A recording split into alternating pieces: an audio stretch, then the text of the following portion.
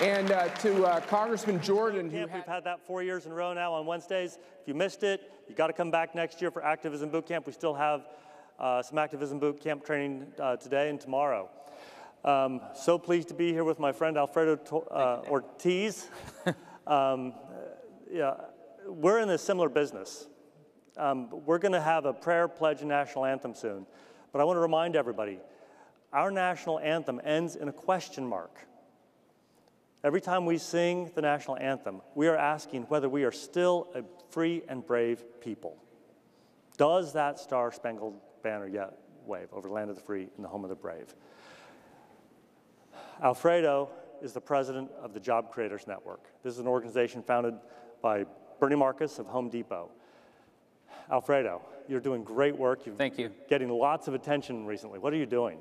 Well, we are, as the billboards behind me will say, or around wherever they are, the billboards that we've put up is against AOC, and it reminds people that socialism takes. Thank you. But thank you. I have to tell you that we've gotten a great response off of those, and especially from AOC. She's the gift that keeps on giving. And what we want to remind people is that socialism takes, but capitalism creates. And we firmly believe that. And at Job Creators Network, what we do is we actually fight for the 30 million small business owners across the country that employ 60 million hardworking Americans across this country. And they know that capitalism in this country is what is going to make sure that they are able to live that American dream story. Again, you mentioned Bernie Marcus. I could not be happier to work for such a great man, one of the greatest American dream stories in this country. For those of you who don't know, he was actually fired at 48 from his job. And at 52, he started the Home Depot with just 2 stores in Atlanta. And today it employs 400,000 hardworking Americans in this country. So he knows all too well what it's like to be that small business owner out there that works hard every single day. And we wanted to put up these billboards, first of all, to call out AOC and really the craziness that her beliefs and that socialist party of the Democrat wing of the Democratic Party really represents. And we're here to say today, you heard this from Kudlow, we want to put socialism on trial, and we're going to make sure that they lose. Really appreciate all of the great work you do. Yeah. How do people learn more? I'm sorry? How do people learn more? Yes. So please go visit, join the fight. We need all the help we can get. We're actually getting folks from across the country. Interestingly enough, from the blue states are actually coming out and saying, thank you for actually helping us to drive this lunacy out of this country. And so if you want to join the fight, and we ask you to do this, please go to jobcreatorsnetwork.com. That's jobcreatorsnetwork.com. And we're at booth 243 downstairs in the exhibition hall. You're the ones with the big bus down there. We're the ones with the big bus. They've traveled 40,000 miles across the country last year, hitting about 30 different states, making sure that people understand that capitalism in this country is the way to go. Thank you so much. Thank you, Dan. So the American Conservative Union, every time we hold CPAC, every time we hold a forum anywhere in the country, around the world, we always begin every day with a prayer, a pledge, and a national anthem. We are privileged today to have 3 generations coming out for our prayer. Colonel Shia Loam, Nachman Mostovsky, and his son, Natano.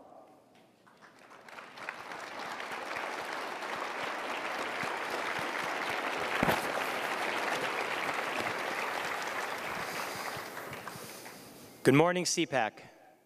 The Talmud teaches us, Poslim b'chvod achsanya, to start off a speech by thanking the host. The very first of these hosts, of course, is God himself. Baruch shechiyanu v'kiyamanu v'giyanu l'zman hazeh. Blessed are you, Hashem our God, King of the universe, who has provided us with life and sustained us and brought us to this moment. I'd like to thank Matt Schlapp and Dan Schneider and the rest of the amazing staff at CPAC for putting together this wonderful conference. Today we are here to find out what makes America great. America is great because it is a beacon of freedom and liberty to the entire world. She teaches all that people can and have the God-given right to self-govern and determine their own destiny, to enjoy the labor of their hard work, and to freely interact with each other in commerce without coercion of government. This greatness gives America its exceptionalism. But what is exceptionalism and what is its foundation? In about a month and a half, Jews around the world will be celebrating the holiday of Pesach, Passover. On the night of Pesach, Jewish families come together and read from a book called the Haggadah. It tells the story of the enslavement and ultimate redemption of the Jewish people from Egypt through derivation from the words of the Torah. In it we read from Deuteronomy 26, verse 5, "You shall then recite as follows before the Lord your God. My father was a fugitive Aramean. He went down to Egypt with meager numbers and sojourned there, but there he became a great and very populous nation." The great rabbis of old teach us that the words used in the Torah, "there they became a nation," teach us that the Jewish people were mitsuyanim, the plural of the word mitsuyan. In biblical Hebrew, words have multiple meanings, but the root of those meanings typically are connected. This word mitsuyan, used by the great rabbis to express the creation of the first nation of people, means both great and exceptional.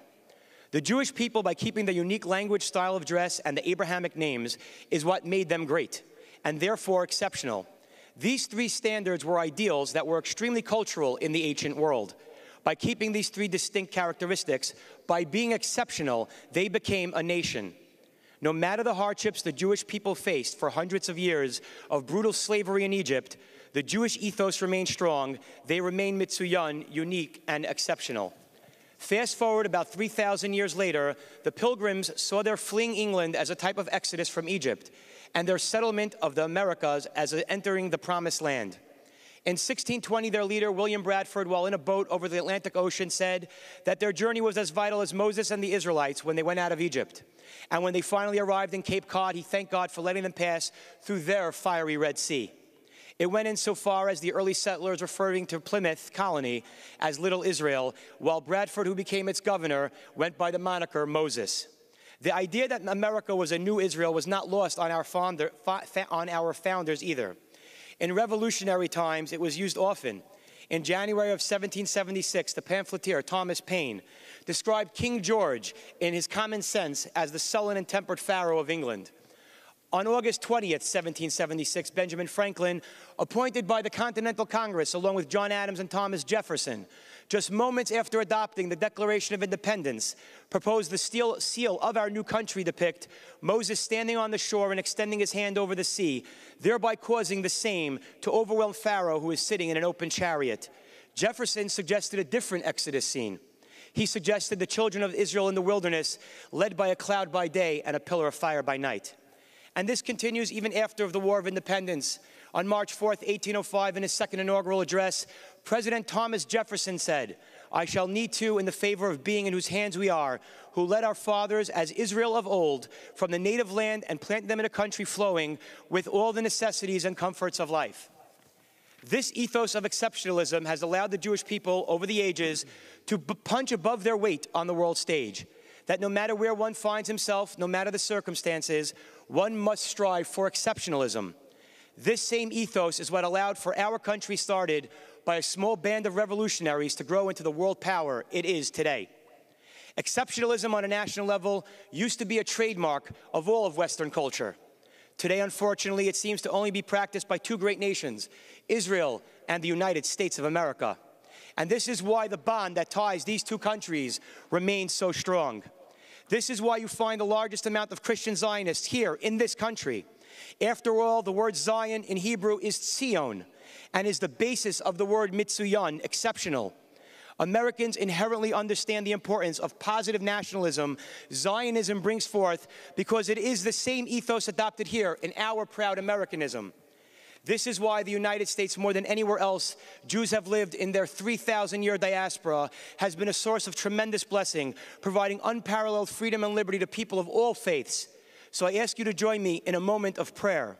Almighty God, we beseech you to bless this conference, the American Conservative Union, and the United States of America, to allow us to proudly hold true to the ethos of exceptionalism, no matter what, so that we may continue to glorify your name by upholding the God-given values of truth, justice, and liberty, and in doing so, we will keep America great. Amen. Amen. Great. Thank you. Thank you. Ladies and gentlemen, please rise for the Pledge of Allegiance led by Alex Mendoza and remain standing for the national anthem performed by Abigail Roth.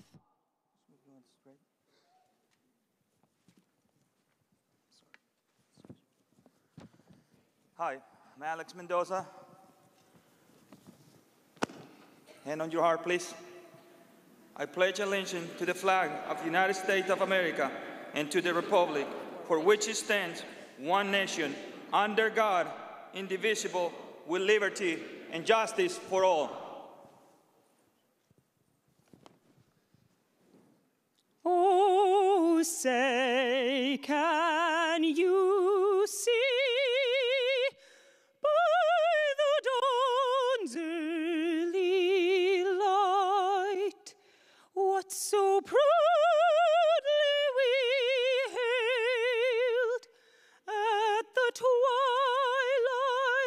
last gleaming, whose broad stripes and bright stars through the perilous fight o'er the ramparts we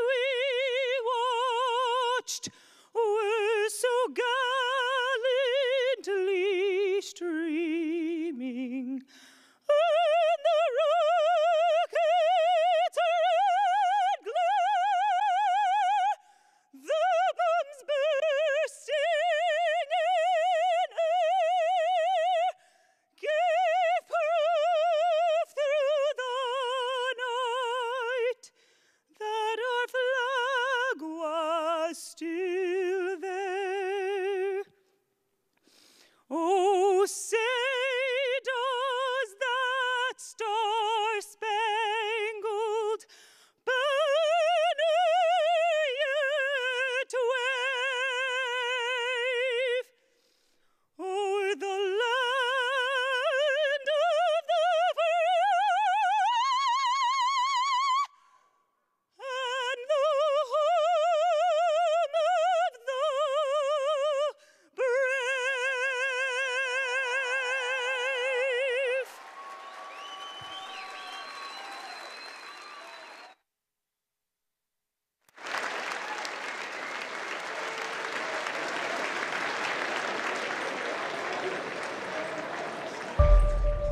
You know, someone very profoundly once said many years ago that if fascism ever comes to America, it'll come in the name of liberalism. And what is fascism? Fascism is private ownership, private enterprise, but total government control and regulation. Well, isn't this the liberal philosophy? The conservative, so-called, is the one that says less government, get off my back, get out of my pocket, and let me have more control of my own destiny. Their 2020 platform sounds identical to policies already tried and now failing in the collapsed socialist state of Venezuela. You know, it's funny, sometimes American journalists talk about how bad a country is because people are lining up for food. That's a good thing. I believe it will totally eliminate private insurance. So for people out there who like their insurance, well, they don't get to keep it. Let's eliminate all of that. Let's move on. Abolish ICE. It's a growing call from Democrats to get rid of the agency that arrests and removes illegal immigrants in the U.S. I think we should get rid of ICE. We need to probably think about starting from scratch. Why is it good for us to pay for the health care bills of people who snuck in here against our law? It's good for people who are in our country, who are contributing to this country's success. Or did it also apply to, I don't know, gang members or vagrants? I think they were covered too, weren't they? These hot-button issues like free college, free healthcare, once thought to be radical, appear to be the starting line in this Democratic primary. The three core demands of the National Day of Action are free public college, a cancellation of student debt, and a $15 an hour minimum wage for people who work on the campus. And how's that going to be paid? Great question. I mean, you know, so... Do you call yourself a radical? Yeah, you know, if that's what radical means, call me a radical. Nancy Pelosi, do you recognize her as the leader for the House Democrats? Of course.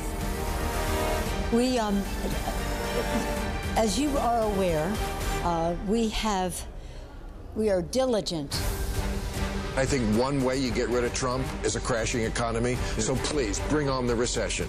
Sorry if that hurts people. And if you see anybody from that cabinet in a restaurant, you get out and you tell them they're not welcome. When they go low, we kick them. Congresswoman Ilhan Omar under attack for anti-Semitic tweets. Can you respond to that? No, thank you. You use the term the occupation of Palestine. What did you mean by that? I think what I meant is like the settlements that are increasing. I am not the expert. They are the future face of the Democratic Party. They are not only anti-Israel, but often that anti-Zionism morphs into anti-Semitism. Either the Klansman or the guy in blackface is right now the Democratic governor of Virginia, Ralph Northam. Northam's nickname was a racial slur. They called me Coon Man. I did participate in a dance contest in which I darkened my face as part of a Michael Jackson costume. I actually won the contest because I had learned how to do the moonwalk. Appropriate circumstances. My wife says inappropriate circumstances. Democratic Senator Elizabeth Warren of Massachusetts with a DNA test to prove her Native American ancestry. Her DNA test claiming she's part Native American appears to be backfiring. Tonight, the leaders of the Cherokee Nation are speaking out against Senator Elizabeth Warren's campaign video touting her Native American ancestry. Have you considered dropping out of the race? You're talking about zero carbon emissions, no use of fossil fuels within 12 years. That is the goal. It's ambitious. And How is that possible? You're talking about everybody having to drive an electric car? Admitting in earlier drafts that, quote, we aren't sure that we'll be able to fully get rid of farting cows and airplanes that fast. I really don't like their policy of taking away your car, of taking away your airplane flights, of let's hop a train. You're not allowed to own cows anymore. You know, there are a lot of problems. It was stunning how quickly some Democrats jumped on this proposal. We need to be bold. Oh, it's impractical. Oh, it's too expensive. Keeping track of Democrats who might be driving a hard left, and a lot of them happy to do so. Socialism is apparently becoming mainstream. America will never be a socialist country. Never. We're born free, we will live free, and we will die free. This has been a great movement. They try like hell. They cannot stand what we've done. But we're doing the right thing. And I will never, ever, ever let you down. We will make America wealthy again. We will make America strong again. We will make America safe again. And we will make America great again.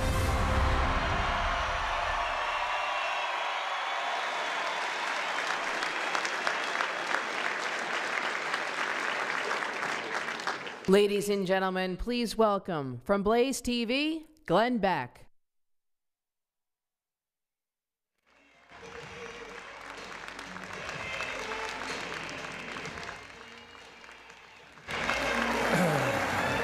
Good morning, CPAC. Good morning. I'm honored to be here. Thank you so much, Matt Schlapp and CPAC, for inviting me to speak. If socialism were a movie, socialism would be Friday the 13th, because it seems to always stalk college co-eds who all think that the death and violence is just a scary story that never happened, and they are so convinced that it will never happen to them that they mock the old person who, the one person in town who saw it firsthand, they call him crazy, a nut who still believes in ghost stories. And then they're all dead. And then Jason, his body disappears. And only the old guy who saw it coming saw that the body is gone. And we have sequel after sequel. It happens time and again in movie theater after movie theater and country after country. Make no mistake, stop trying to hook up in some cabin in the woods and prepare, because Jason is coming. He's right behind you, and this time he's coming with a hammer and a sickle. A lot of people think that democratic socialism is just a new coat of paint on the old FDR Democratic policies, but let me give you a quote from a Vox column. The title, Democratic Socialism Explained by a Democratic Socialist. The author writes, quote, "There's truth in the long run. Democratic socialists want to end capitalism." Ma'am, we've traced the call. It's coming from inside the House and the Senate.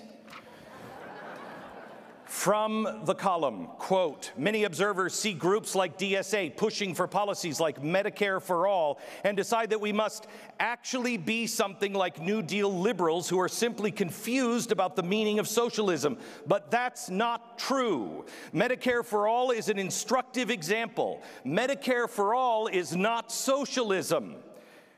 That would just only nationalize the insurance, not the whole healthcare system.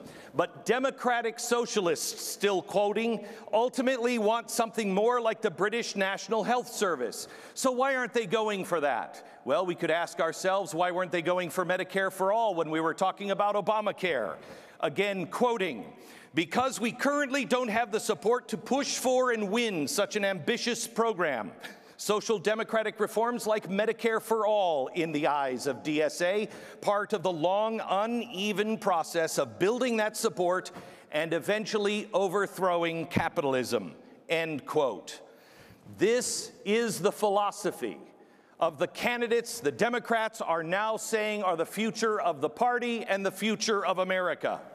Today, we must dismiss two fallacies. The first one is that capitalism doesn't work. The second is that socialism doesn't work. Let me be the first to tell you that socialism does indeed work. In fact, it works perfectly as designed every single time. We have been having this debate for 170 years now. We look at socialism and say, look, it doesn't work. Look at all the poor and the starving people. Look at all of the piles of dead bodies. And they say, capitalism doesn't work. Look at all the fat rich people. Look at all of the inequality. Well, yes, we have to look at the goals of both. The goal of socialism is equality for all, the equality of outcome. So the goal of socialism is that, then the goal of capitalism being the opposite must be the opposite, inequality of outcome.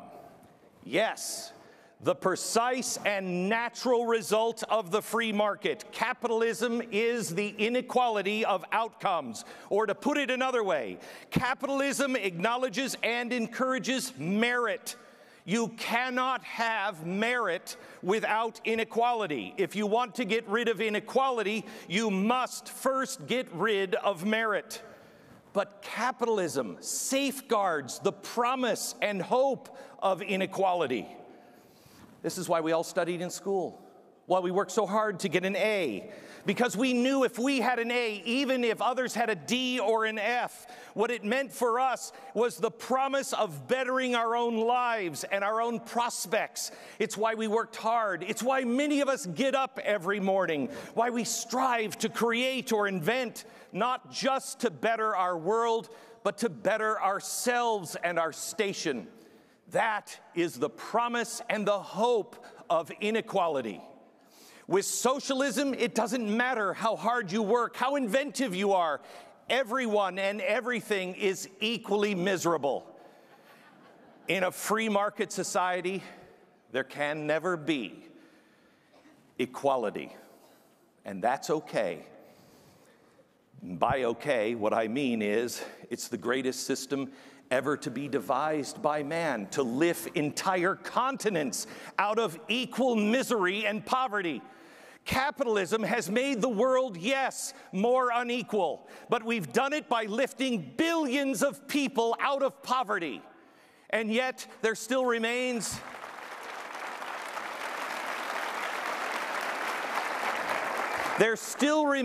a pocket of people who are miserable because the free market hasn't gotten there yet, but it will. But while there are people in misery, the rate of children dying because of capitalism children dying before the age of 5 has dropped by over half. Yet, 70% of the people believe that health care and poverty has gotten worse. Why is that? Well, for one, cable news will obsess over a plane crash for months, but just the life-saving improvement of life before the age of 5 that has been made since 1990 is the equivalent of averting 27 major plane crashes full of children every single day. After a shooting, we all hear how the media will say guns are the problem, but the lives saved due to just a few improvements made in medicine in the last decade alone is the equivalent of erasing every gun murderer, every gun-related death for over 630 years. And yet, you never hear about it. All we hear about is how capitalism is causing inequality. You hear it's fewer people suffering and dying than ever before, not on television. There are still more to save. But while socialism is making everyone except the elites in Venezuela equally starving and desperate, the free market is busy quietly bringing clean water and electricity to the remotest and poorest parts of the world. We've been having the wrong debate. We've let them control and frame this discussion and cast shame on capitalism by pointing at inequality. They're judging a system that has flaws but works by comparing it to a system that has never worked and never existed. It is all because at some point the left has come to believe the great myth about us and our species. To them, mankind is a virus. To them, masculinity is toxic and femininity is weakness. To them, the world is perfect if we could just get rid of man. And it all comes from the inescapable reality of our free market. The one thing that is absolute proof of our depravity, the inequality of outcomes. But the promise of fluid inequality is why people came to America in the first place. We didn't come here to escape from the rich. We came here to escape the system that doomed us to poverty and our children to poverty. It is the recognition that inequality is a fact of nature, but through merit and equal justice, you can change your status and create a better future for your children. They say they seek equality because it would be more fair, but here is the truth. The trick of the language that has been used now for 2 centuries. Socialism is about equality, but it is not about fairness. Capitalism is not about equality, but fairness and justice are its objectives. When it comes to economics, equality and fairness are not synonyms. The stated goal of socialism is to achieve equality for all. The true goal of capitalism is to achieve liberty and justice for all. And that is why the left doesn't like our Pledge of Allegiance, that and God.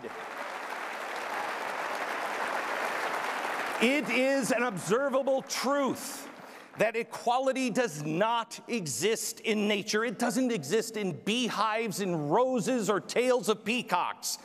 And equality does not exist in man. If you don't believe me, go ahead. Challenge LeBron James to a game of one-on-one. Challenge Kasparov to a game of chess. Challenge Ben Shapiro to debate anything. Equality is not our natural state. One incredible, awesome thing about each of us is that we're all unique individuals endowed by a creator with our own set of superpowers, skills, and talents. We all have our own weaknesses and challenges, and thank God, or this would be a very boring world. You were blessed to be born in America. where we all have the opportunity to first lift ourselves out of misery and poverty and then voluntarily help the rest of the world. There is nothing wrong with you. There is nothing wrong with your desire to achieve, your desire to work hard, to compete, and yes, to win. There is nothing wrong with your expectation to be rewarded for your work and then to enjoy those rewards as you see fit, which of course may include helping the less fortunate. You are the only one that has the power to write your own story. Your destiny is your journey to make. Here is the truth that made America great. All men are created equal and endowed by their Creator with certain inalienable rights, and among these are life, liberty, and in plain English, property. No matter what government edicts are passed by any government, that cannot be taken away from you. It cannot be taken away by fascist, authoritarians, socialist, and yes, even democratic socialist. For slavery by majority vote is still slavery.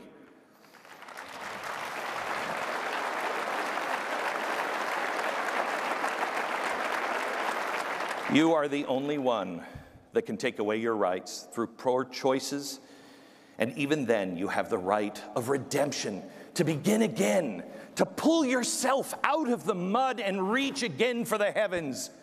Capitalism, yes, it does have its flaws, especially now that it has lost its moorings.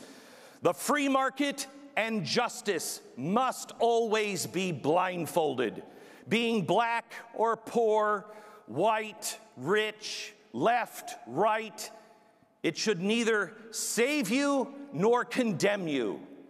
Judge me by the content of my character, not the color of my skin or the color of my hat.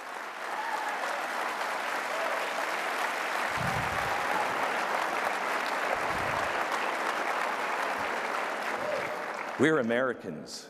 We are Americans, and we will change the world for the better once again. When we look to a bright future and recognize that it is precisely the system of inequality of outcomes coupled with individual compassion and empathy that made America great. And it is still the conservative movement's embrace of our human nature and an economic system that incentivizes achievement that makes us great. Ours is a system that respects human liberty and ingenuity. Ours is the system that generates prosperity for mankind. Socialism aims to make mankind what we are not and can never be. It works to achieve a state of being that doesn't exist in the natural world, and it does it the only way it can, the only way it ever does, by making us all equally enslaved, equally poor, and all equally dead. We are Americans, but with all humility and without any more hesitation, we must stand up and declare that we are conservatives in the tradition of Washington and Lincoln and Reagan, and we must stand for the Bill of Rights, which grants each of us liberty. We must stand for the rich and for the poor.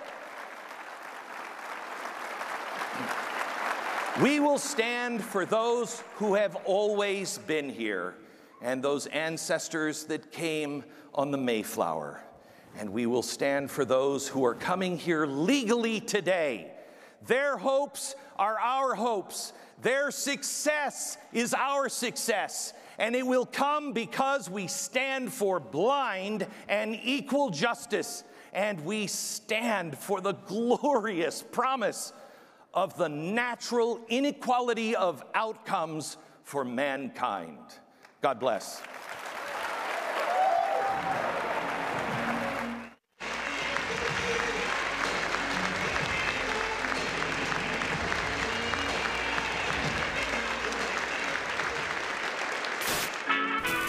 Minorities have been used in this country, and all of that changes today.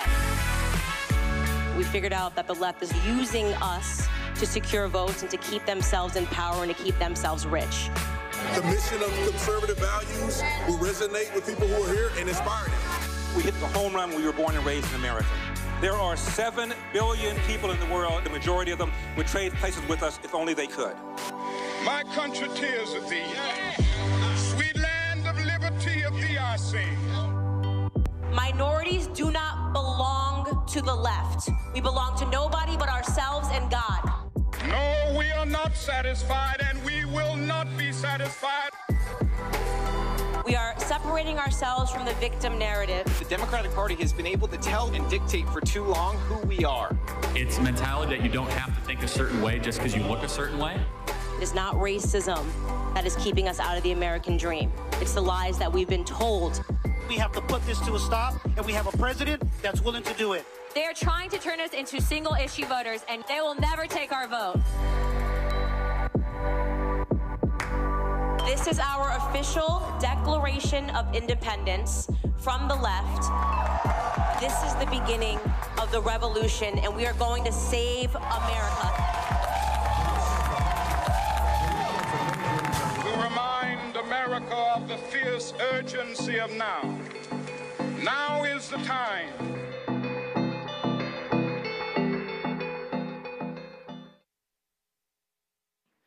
Ladies and gentlemen, please welcome Director of Communications at Turning Point USA and founder of the Blexit movement, Candace Owen.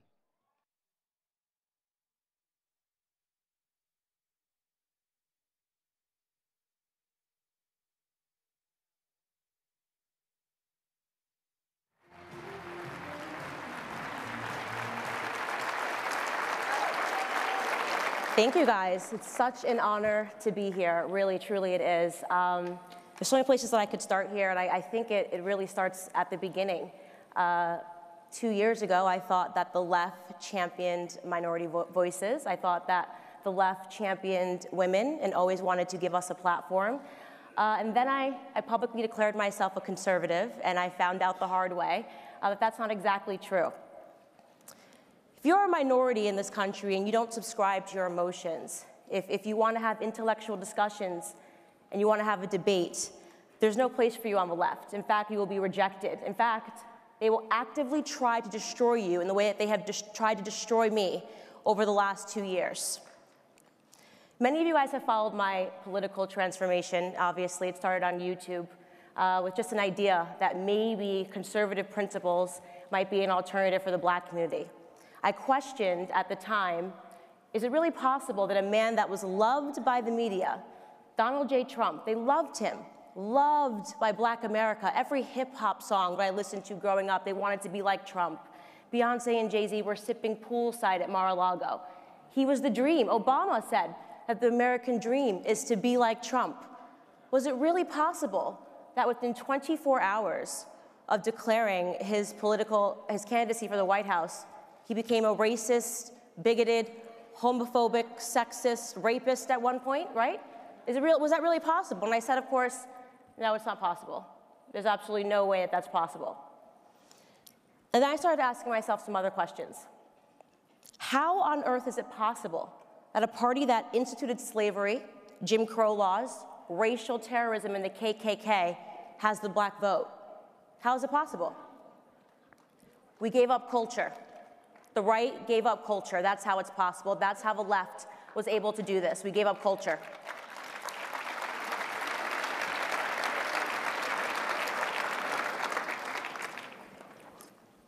Over the course of the last 50 and 60 years, it seems that we've given up influencing pop culture altogether on the right. And to a certain degree, that's completely understandable. I mean, there isn't a climate that's more hostile to conservative principles than the entertainment industry. We see that everywhere. We see that when Joy Behar mocks the vice president for being faithful to his wife. Was that what he did? She mocks the vice president for saying that he loves Jesus Christ. Was that what he did? You certainly aren't going to win any accolades in Hollywood if you write a script and the protagonist is a part of the nuclear family unit. In fact, you'll probably be chased out of Hollywood if you start to perpetuate conservative principles. That's because the left has invested, they've infected, and they've infested culture at every single layer.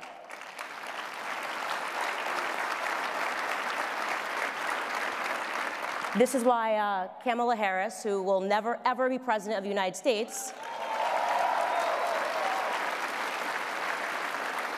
is talking about Tupac and Biggie music that never came out, which she claims she smoked marijuana to in college, because she thinks that black people are stupid, and the way that she's going to appeal to us is just by saying, I smoke pot and I listen to hip-hop music. How insulting is that?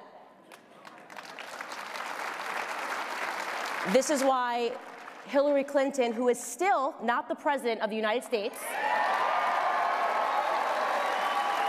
love that, right? It's great. This is why she offered my community hot sauce, if you guys remember.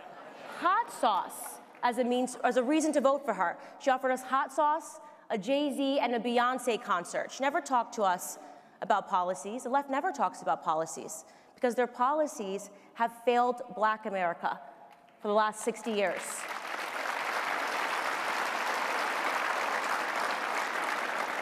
The truth is that the left and the Democrats never, ever, ever, ever want to fix Black America, because they stump on our issues year after year. If they fixed our issues, they would have nothing to stump on or to talk about. They wouldn't be able to just continually keep calling the other side racist. They want Black America to stay broken. They don't want us to ever have opportunities. They want to continue to give us handouts and not hand-ups.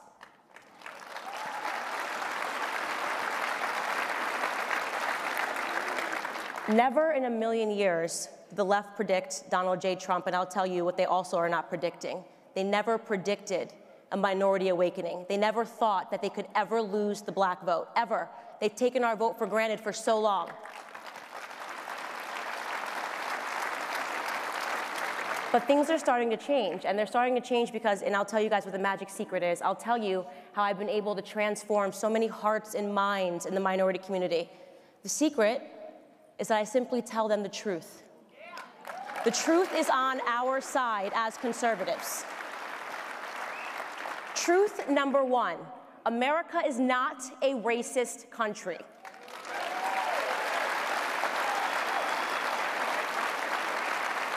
The people that continue to tell us that have a vested interest in racism. In fact, they're actively now importing Nigerians to come do racist acts in this country, a la Jussie Smollett, right? This is MAGA country. No, this is your prison cell, and I hope you rot in it, Jussie.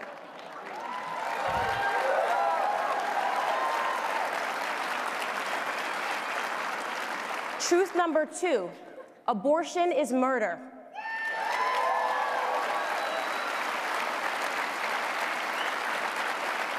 I ask myself all the time, doesn't it seem to you that progressive policies always lead to regressive results in the Black community? It's amazing, isn't it?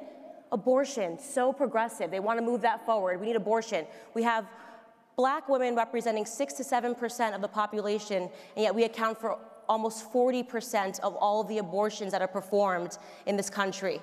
We have a sick and twisted Governor Andrew Cuomo celebrating that you can rip fetuses, you can rip infants and babies from their mother's womb at 9 months. 9 months. It's absolutely sickening what we're talking about here. And who is that going to impact the most? In New York City, for those of you that don't know, more Black babies are aborted than born live. A hard-hitting truth is that the most unsafe place for a Black child is not on the streets, it's not when they see a police officer, it's in their mother's womb. More than half of the Black population would be double today if it wasn't for abortion. We've lost 18 million Black babies since 1973. How's that for a progressive policy? Is that what they're celebrating?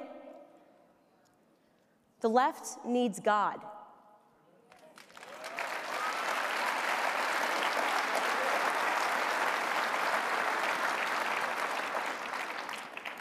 Truth number three, racially motivated police brutality is a myth. It's simply a myth. But father absence is not. The #1 issue facing Black America is that fathers have been removed from the home. It's that they have been incentivizing father absence. When the single motherhood rate jumps from 23% in the 1960s to a whopping 74% today, we have a problem. It's a problem that the left does not want to talk about. It is the destruction and the breakdown of the family.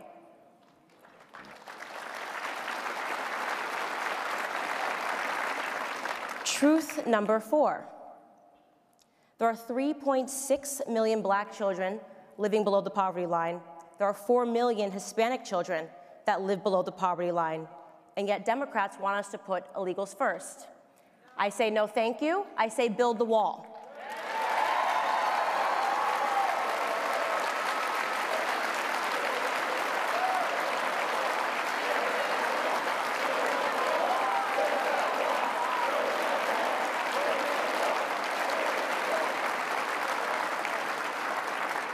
It's actually incomprehensible what has happened to the Black community over the last 60 years. I say, I don't want a Green New Deal, I want a Black New Deal.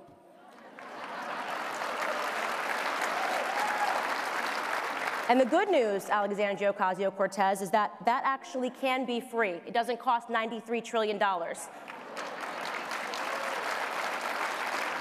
First and foremost, stop selling us our own oppression. Stop taking away our self-confidence by telling us that we can't because of racism, because of slavery. I've never been a slave in this country. Stop telling us that we need to be obsessing over our past when we should be obsessing over our future and the potential that we have.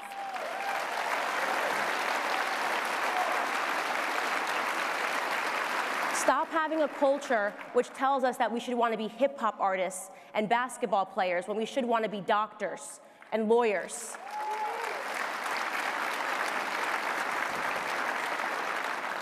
We need to stop idolizing people like LeBron James and start idolizing people like Dr. Condoleezza Rice and Dr. Ben Carson.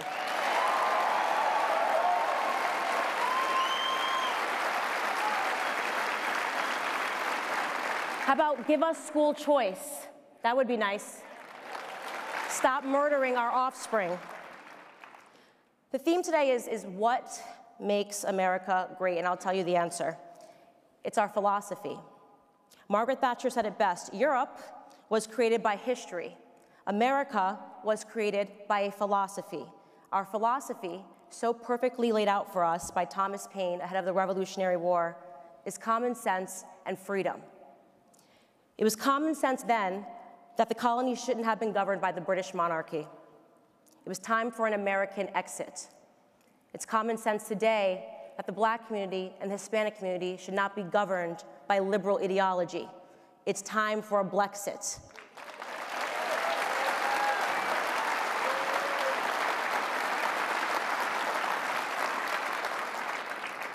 It's common sense that the left does not care about racism, they don't care about sexism, they don't care about misogyny, they don't care about any of that stuff, they don't care about sexism. What they care about is the politicking of fear. When the left results to calling me, as I have read it, a racist, a sexist, a Nazi, because I really have the look going for me. And the words have completely lost their meaning. They have no arguments anymore. It's common sense to me that conservatives need to start invading culture, because we are the party that believes first and foremost in God. And in case you guys forgot, it was our belief in God and in Judeo-Christian values that inspired culture in the first place.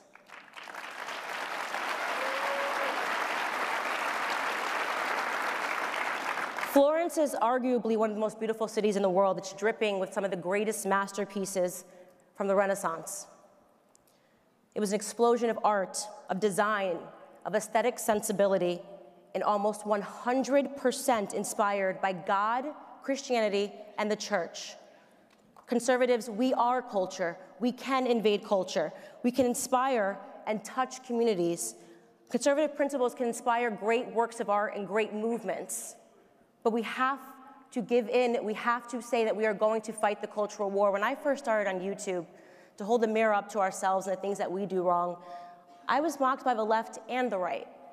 I was told that there was no place for humor, that I couldn't make YouTube videos that were a flash in the pan, that we had to be more stern, more serious, more austere, and that's incorrect. We have to meet people where they're at. We have to be funny. We have to be satirical. Doing billboards about AOC is great. She's giving us a lot of content right now.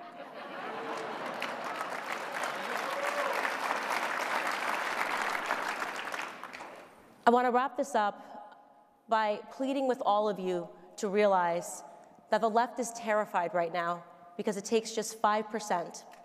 If we move the black vote 5%, the path of least resistance to defeating the left is awakening the minority community, awakening Black America. We've been lied to, we've been abused, we have been used, and we are suffering. If we make an effort ahead of 2020 to embrace the Black community, to embrace culture, we can save this country. I want to thank Matt Schlapp for this amazing opportunity to stand on the stage. I want to thank all of you for hanging in. I know it has been a tough year being a fan of Candace Owens, constantly fighting, constantly punching back, and I wouldn't be here if it wasn't for the grace of God, without your support, without your comments that helped me lift my head when it's been a bad day. I want to thank Charlie Kirk and Turning Point USA, the greatest student organization.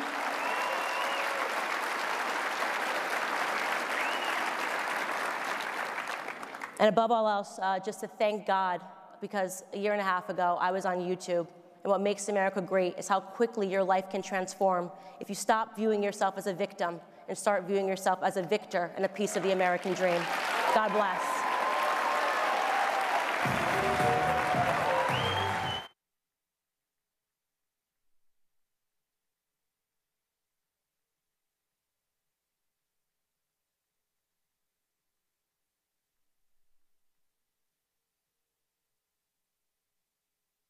Ladies and gentlemen, this is a conversation with Representative Devin Nunes and Tom Fitton of Judicial Watch, hosted by Washington Examiner's Byron York.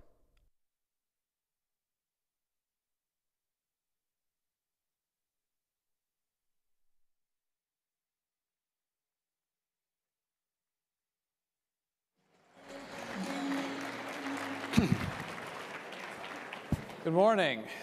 Thank you all for joining us.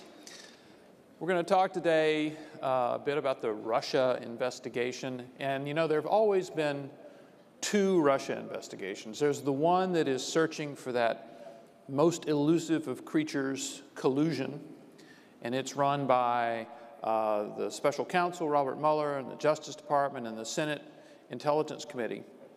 And we hear about it 24/7. It's on everywhere in the news. But then there is a second Russia investigation, and that is the one looking into what the United States government, what its intelligence agencies and law enforcement agencies did in targeting a presidential campaign in 2016. And we have here two men who have played key roles in looking into that. Representative Devin Nunes of California,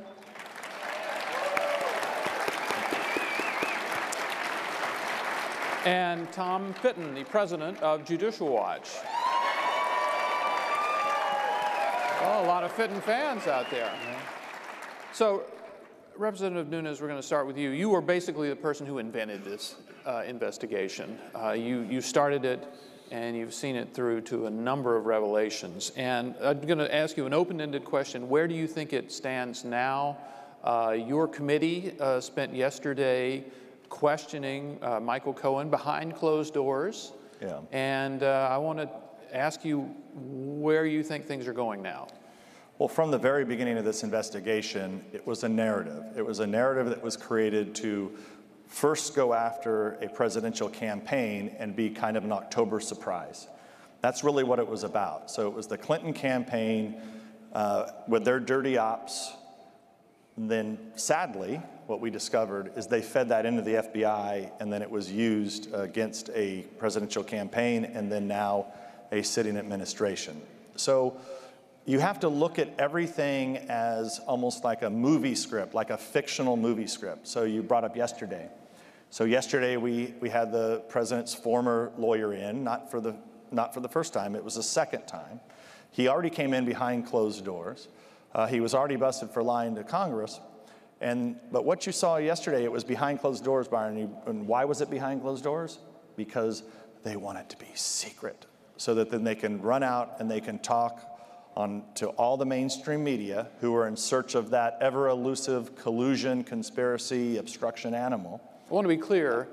You held it, because the chairman decided to, in this secret room called a SCIF, where you can discuss the most classified information. And Michael Cohen does not have a government security clearance, right? So he can't discuss. He doesn't have classified information.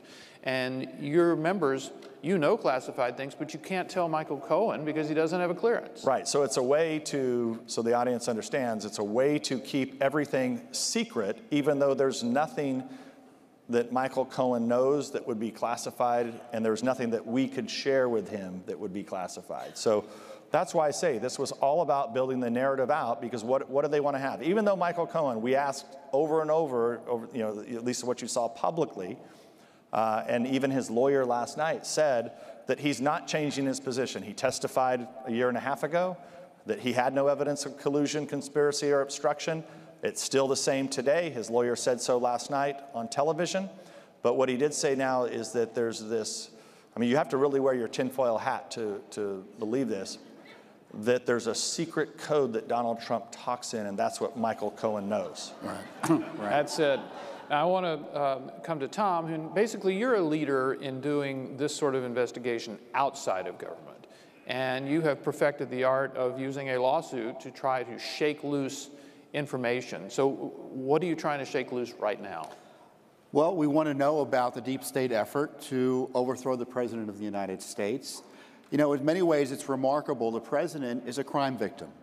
He was targeted illegally by the Obama administration.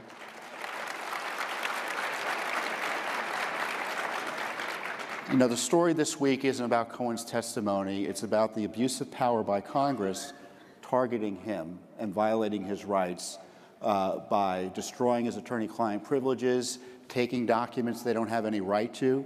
You know, Mr. Cummings and frankly Schiff may as well broken into his offices and taking those documents, legally speaking, by illicitly bringing in Mr. Cohen and taking documents from them that he had no right to.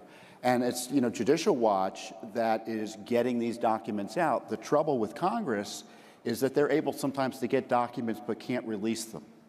And Judicial Watch uses this legal process, not WikiLeaks, a legal process, to get these documents out, showing the FISA abuses, showing there were never any hearings about the targeting of President Trump through spy warrants, showing that Christopher Steele was paid with the FBI funds, seemingly in a joint operation with the Clinton campaign and the DNC. All of that's coming out through independent investigations. We've heard elements of it thanks to Devin Nunes, but the documents are only coming out through independent investigations despite objections of this Justice Department and this FBI, which I think remains a challenge for those of us seeking transparency here. And Byron, if I may, just to build on what Tom said, people need to understand what they're doing here. They're not going to find collusion. They're not going to find obstruction. You're already seeing them leak out that Mueller's not going to have anything. So Tom made a very important point. They're using these documents that they're getting because now what they're going to target is they're going to target all of Trump's businesses. And that's what this all is about. Get as many documents as you can.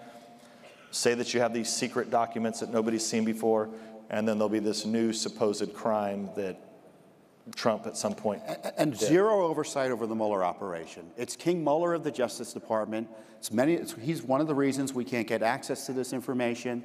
And in terms of an outrage, Mueller has been a zombie investigation for well over a year now. They've known for well over a year there's been no Russia collusion, yet he's been allowed to rampage through the countryside, targeting these ancillary individuals over, in many ways, what are nonsense in prosecutions, and no one's shutting it down. Mueller needs to be shut down, and I'm kind of an outlier here. There's this debate about the report. There's a debate about the transparency of a report. This Justice Department has no business writing reports on the president's conduct as president, his conduct of foreign policy, his decision to fire Comey. We already have one shady dossier, Byron, and we don't need Mueller's operatives who are anti-Trumpers writing another shady dossier for use by their allies on the Hill, again, to try to illicitly overthrow our president. It's not about Russia. It's about protecting our republic. And as far as I'm concerned, Hillary Clinton may as well has gavelled those hearings into session this week, because her ghost is looming over this, because but for this investigation, you can bet she'd be on the dock. Well, these hearings are the direct result of the 2018 elections, and you used to be chairman of the House Intelligence Committee, and now you are the ranking member, and that's an enormous difference. So Democrats are using the power that the voters gave them. Now, as far as your investigation, how can you carry on without the power that you had as chairman? Well, luckily, the only thing that we don't have now is subpoena power, but we still have the power to continue to investigate.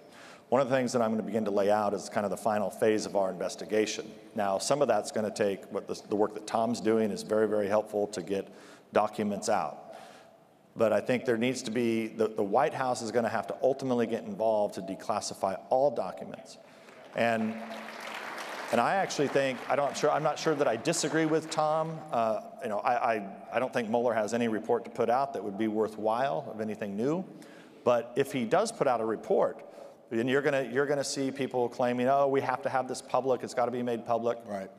That's fine, but I want everything that Mueller did made public. I want every email, I want everybody that they wiretapped, every warrant that they got.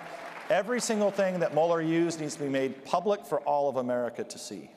Mueller's not good. Part of the Mueller report is not going to be Strzok's bias, Page's bias, the misuses of the FISA applications. None of that corruption behind the formation and operations of the Mueller investigation are going to be part of this report. And this is why we need Congress, to the extent they're able to provide the oversight. And frankly, that's why we have Judicial Watch, because we're frankly the only ones providing oversight of the Mueller operation, because Congress is AWOL on it largely. And, the courts are extremely deferential to the prosecutors of the Justice Department. And this is a big test for A.G. Barr, the new Attorney General. Not will he stand up to President Trump, but will he stand up for President Trump and for the rule of law? Let me go now to the congressman, and looking back on these 2 years of the Trump administration that you were the chairman, I think one of the things that really surprised a number of Republicans outside of Congress was when you began to try to find out what the FBI, what the Justice Department had done in the Trump investigation. You're a Republican chairman, they're a Republican-led Justice Department, and you're getting stonewalled by this. And I think a lot of Republicans were kind of surprised by the fact that this Republican Justice Department was stonewalling you on this. So the question is, what do you think was going on? Well, the Republicans the Trump administration never had control of the Justice Department. I mean, that's really what happened. Well, they appointed the Attorney General. They were, right when Attorney General Sessions came in, and his biggest problem was that they had set him up, and they came to him and said, we've got this information, you're going to have to recuse based on these rules of the Justice Department. And that was the single biggest mistake that I think Attorney General Sessions ever made, and it really set back everything, because the Attorney General at the time, former Senator, he of all people knew when they came to him and said, we have a counterintelligence investigation into the Trump campaign and you and everybody else. He should have looked at it and said, what the hell is wrong with you people? Get the hell out, you're all fired. I mean, he had to know that the Trump campaign wasn't colluding with Russians. Mm-hmm. And this Justice Department has been frustrating for Judicial Watch, because the deep state, or frankly the top state that's refused to exercise their prerogatives in terms of getting this information out, it's been worse for us in many ways in terms of transparency than it was under the Obama administration. Really? At least with the Clinton emails, the Obama administration knew the whole world was watching. But once President Trump came into power, they thought they could do whatever they want because Sessions had recused himself, and the political leadership of both the Justice Department and the FBI are institutionalists. They kind of defer to the bureaucrats because there's always a good legal argument not to be transparent. but it doesn't help self-government, and it doesn't help us battle corruption. So you've got this institutional interest versus the interest that you have in making sure these government agencies are kept under control. For instance, while they're going full bore, this Justice Department, against President Trump, we're still litigating over Clinton emails, and they're opposing us every which way. And just recently, it was over the objections of this Justice Department that a federal court judge granted us discovery. We'll be gathering evidence. We'll be questioning Hillary Clinton's lawyer. Justice Department won't. Congress won't. And all of this is over the objections of the State Department and Justice Department. It's extraordinary. These agencies are targeting the president for removal, and I don't mean at the top level, but institutionally, while protecting Hillary Clinton. The collusion continues. And don't forget, just to add an exclamation point to this, remember it took our investigation to uncover the House Intelligence Committee, the Republicans. We're the ones that uncovered Bruce Orr, who was the #1 career official in the Justice Department, who was sitting next door to Rod Rosenstein's office. He was there until we uncovered that his wife was working for Fusion GPS, and he had essentially been acting as an FBI informant, meeting with Christopher Steele after Christopher Steele had been fired. Right. I mean, that's how high the corruption went, where you had basically people implanted at the very top of the Justice Department. And hopefully now Barr's going to get in there and clean all this out. But we've had a 2-year delay in the start of this administration. And they're still hiding records. They're still hiding records, Barr. Text messages. FBI doesn't think text messages should be released under FOIA. So all those text messages you may be interested in from Andrew McCabe, Lisa Page, Peter Strzok, Congress may have some of them. The Justice Department and FBI think you should have none of them. And the bigger point, we should remind everyone that the very fact that we know that the dossier was assigned and paid for by the Clinton campaign, you discovered. We would not have known that without the House investigation. So, and I want to say Republicans specifically, because remember, the Democrats opposed every single move that we made.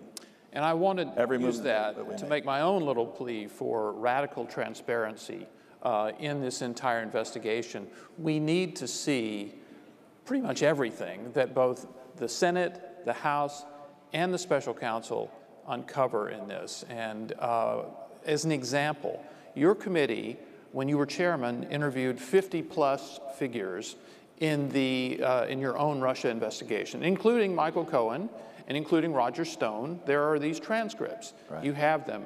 And the committee voted unanimously, meaning Democrats too, voted unanimously last fall to make them public. But you had to send them to the intelligence community for clearance, just in case they might have something classified in them. And most of these were not classified. They're with private people like Michael Cohen and Roger Stone. And a lot of foot dragging has taken place, and we still have not seen these. Right. And what can you now, as a minority member of Congress, do to make this Well, this is actually not Congress's fault here, okay? We sent these last fall to the ODNI, okay, the Director of National Intelligence, right, who is supposedly checking with everybody, including the special counsel, sharing this testimony, okay? Now, that was September, and here we are almost, well, I guess it's March, and there's absolutely no reason why this has not been released publicly. But at the end of the day, this is the White House. The White House needs to pick up the phone, call the DNI and said, enough, release this. Congress said release it, get it out. Why haven't they done that? That'd be a good question tomorrow when the president's here. You guys can ask him. Look, Devin Nunes is the exception that proves the rule in congressional oversight. Just typically, chairmen don't do the work that Nunes had done, and that's one of the reasons we're in the position we're in. This is a failure by the administration. It's a failure by Congress. It's 6 months since we first learned about the coup discussions at the Justice Department and FBI. Not one congressional hearing. Judicial Watch filed a federal lawsuit. Why are we doing all the heavy lifting with virtually no help from the administration, no help from Congress on this? This is a core. Forget about the national emergency on the border. I think there is a national emergency on the border. There's a national emergency in terms of this effort by the agencies to overthrow the president through these illicit coup discussions. If there were generals and colonels talking like this, you'd all know what it was. But because they're bureaucrats over at FBI and DOJ, media is giving it a pass. And of course, the media, Byron, your colleagues in the media. Thank you so much. Mm-hmm. You know, again, Byron, the exception that proves the rule in terms of oversight. Now, we have to close up, but I'd like to ask you in closing each to give your preview of the next 2 years in this. Democrats are in charge through at least the election of 2020. The special counsel is still in business, no matter what the rumors say. How does this end in the next couple of years? Well, I believe it's going to end once you have full radical transparency, including, and I'll just finish up with this, Tom mentioned it, but the media was in on this from the beginning. I often say that the only people in Washington who didn't have the dossier from the Clinton campaign were House Republicans and the Trump campaign. Everybody else had it. Everybody in the media had the dossier starting in June, July, August, September, October, November of 2016, and you know it. It doesn't take any top secret, or you don't have to surveil anybody. All you have to do is look at the press releases that the Clinton campaign was putting out, the tweets that the Clinton campaign was putting out, and then all the stories that the media was writing that ultimately they turned around and took those reports and fed them into the FBI, and the FBI opened an investigation. So all of this needs to come out. As soon as it does, I think we can get DOJ and FBI back on the road to recovery, because if they don't do this, you will have generations of conservatives and Republicans in this country who will not trust DOJ or an FBI, and that is not a good place for this country to be. You know, look, from Judicial Watch's perspective, there's going to be more accountability for Hillary Clinton, more exposure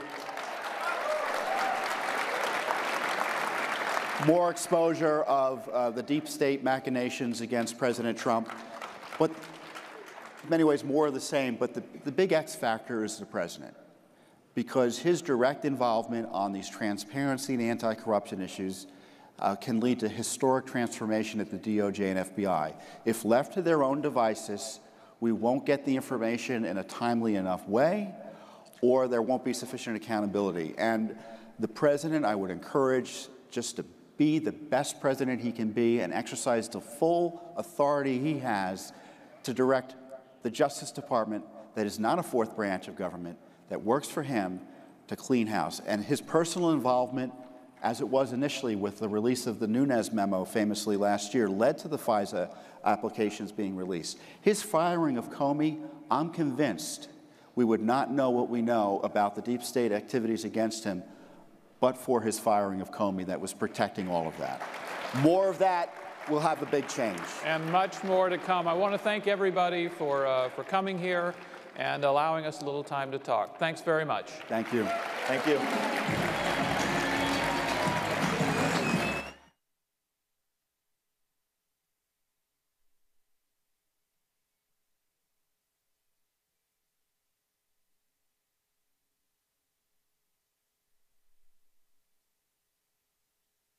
Ladies and gentlemen, this is A Line in the Sand, a debate on America's role in Syria, featuring Buck Sexton of The Buck Sexton Show and Mark Thiessen from American Enterprise Institutes, moderated by the Foreign Desk's Lisa Daftari.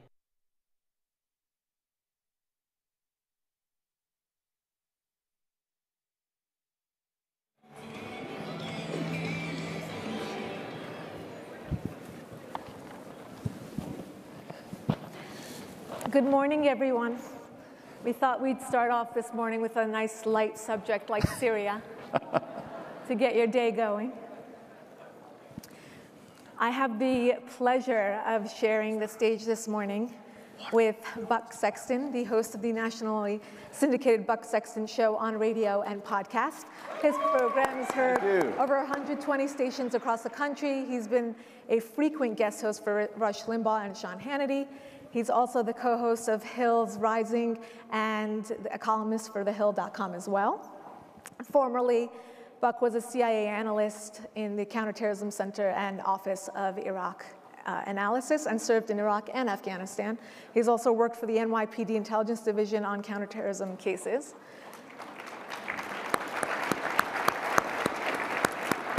And to my immediate left is Mark Thiessen, a former White House chief speechwriter, Fox News contributor, columnist at the Washington Post. He served as a member of the White House senior staff under President George W. Bush, where he was the lead writer on 2 State of the Union speeches, and before that, a speechwriter to Secretary of Defense Donald Rumsfeld. He was in the Pentagon when it was hit on 9/11, traveled 250,000 miles around the world with Rumsfeld, and he is the author of the CIA Terrorist Interrogation Program book called Courting Disaster. And he's a resident fellow at the American Enterprise Institute. Great.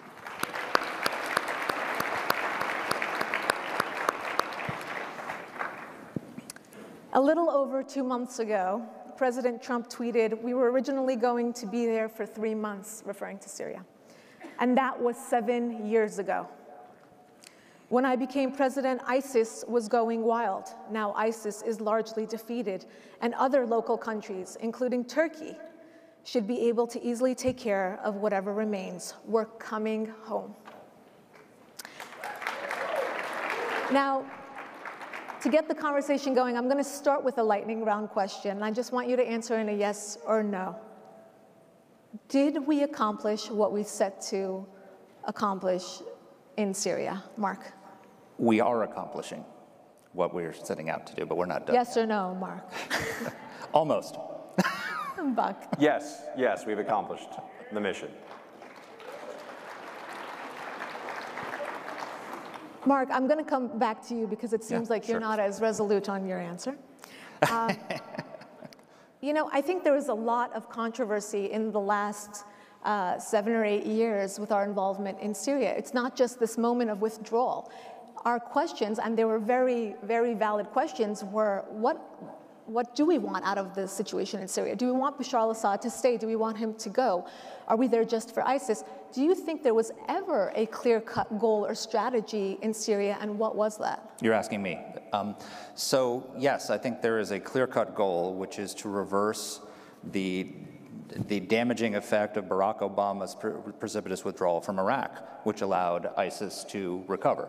So let me start by taking it back with a story that explains a little bit of why I think why I support President Trump's decision to keep 400 troops in Syria, which he announced in the last week. When I was in the White House, President Bush called me into the Oval Office one day and said, "I want you to write a speech revealing the existence of the CIA's terrorist interrogation program." And he gave me access to, at the time, that was the single most classified covert operation in the United States government. I was given access to all of the intelligence that was produced by that program. And very importantly, I got to know the interrogators, Buck's colleagues at the CIA, who questioned Khalid Sheikh Mohammed and the people behind the 9/11 attacks, and got them to tell us their plans for new attacks. And I met the man who actually waterboarded Khalid Sheikh Mohammed. And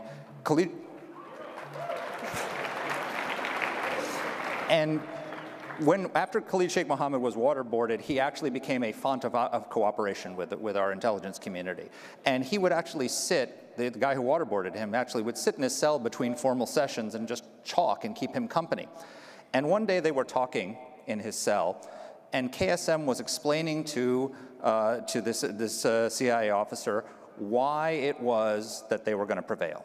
And he said that Americans have powerful weapons, but they have a weapon that's more powerful than anything we have, which is patience. And he said, and this is a quote from Khalid Sheikh Mohammed, the mastermind of 9/11, "We will win because Americans don't realize we do not need to defeat you militarily. We only need to fight long enough for you to defeat yourselves by quitting." That's the man who brought down the Twin Towers. And that was a prophetic statement because in 2011, Barack Obama made it come true. Barack Obama withdrew all of our forces from Iraq against the advice of all of his military commanders.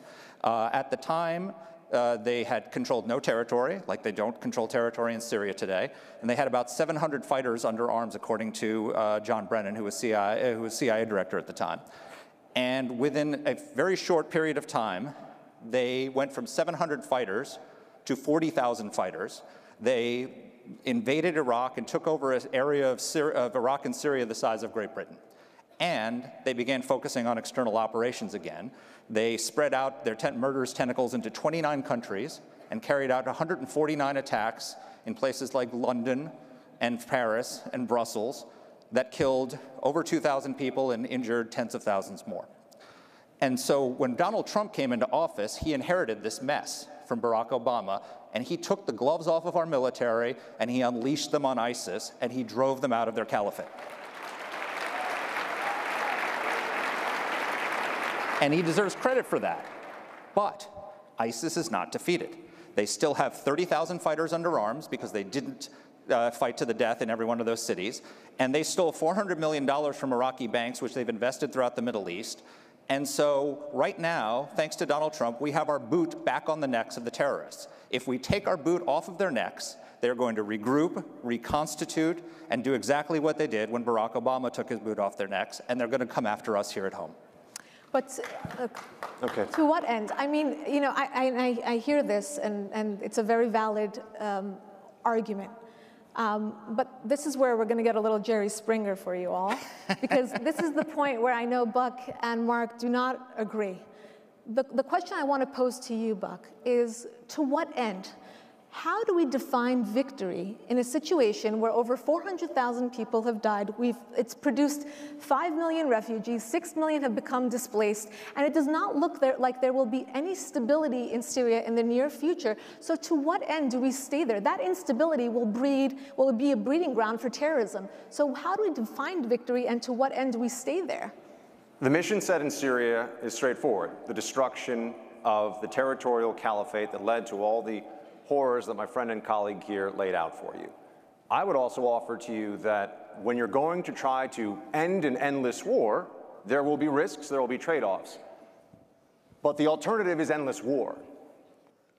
It was because of the 9/11 attacks when I was in college that I joined the Central Intelligence Agency. It was because of the 9/11 attacks that I found myself in Iraq and Afghanistan multiple times years later. How are those projects looking now, by the way? President Trump came into office because he understood that these are not things that are going the way we have been told they would go. In the case of Syria, if you look at a map right now of what's actually happening in Syria, you will see that this is a proxy war nightmare. The Russians, the Iranians, the Turks. There is, in fact, an area now that doesn't even get any news coverage, Idlib in northern Syria, where a group called, formerly the Nusra Group, now it's HTS, they keep changing the name, it's al-Qaeda in Syria. We're not even focused on that area. It's effectively the al-Qaeda affiliate. They've taken territory. And now there is a proxy war going on for that region. Never mind ISIS.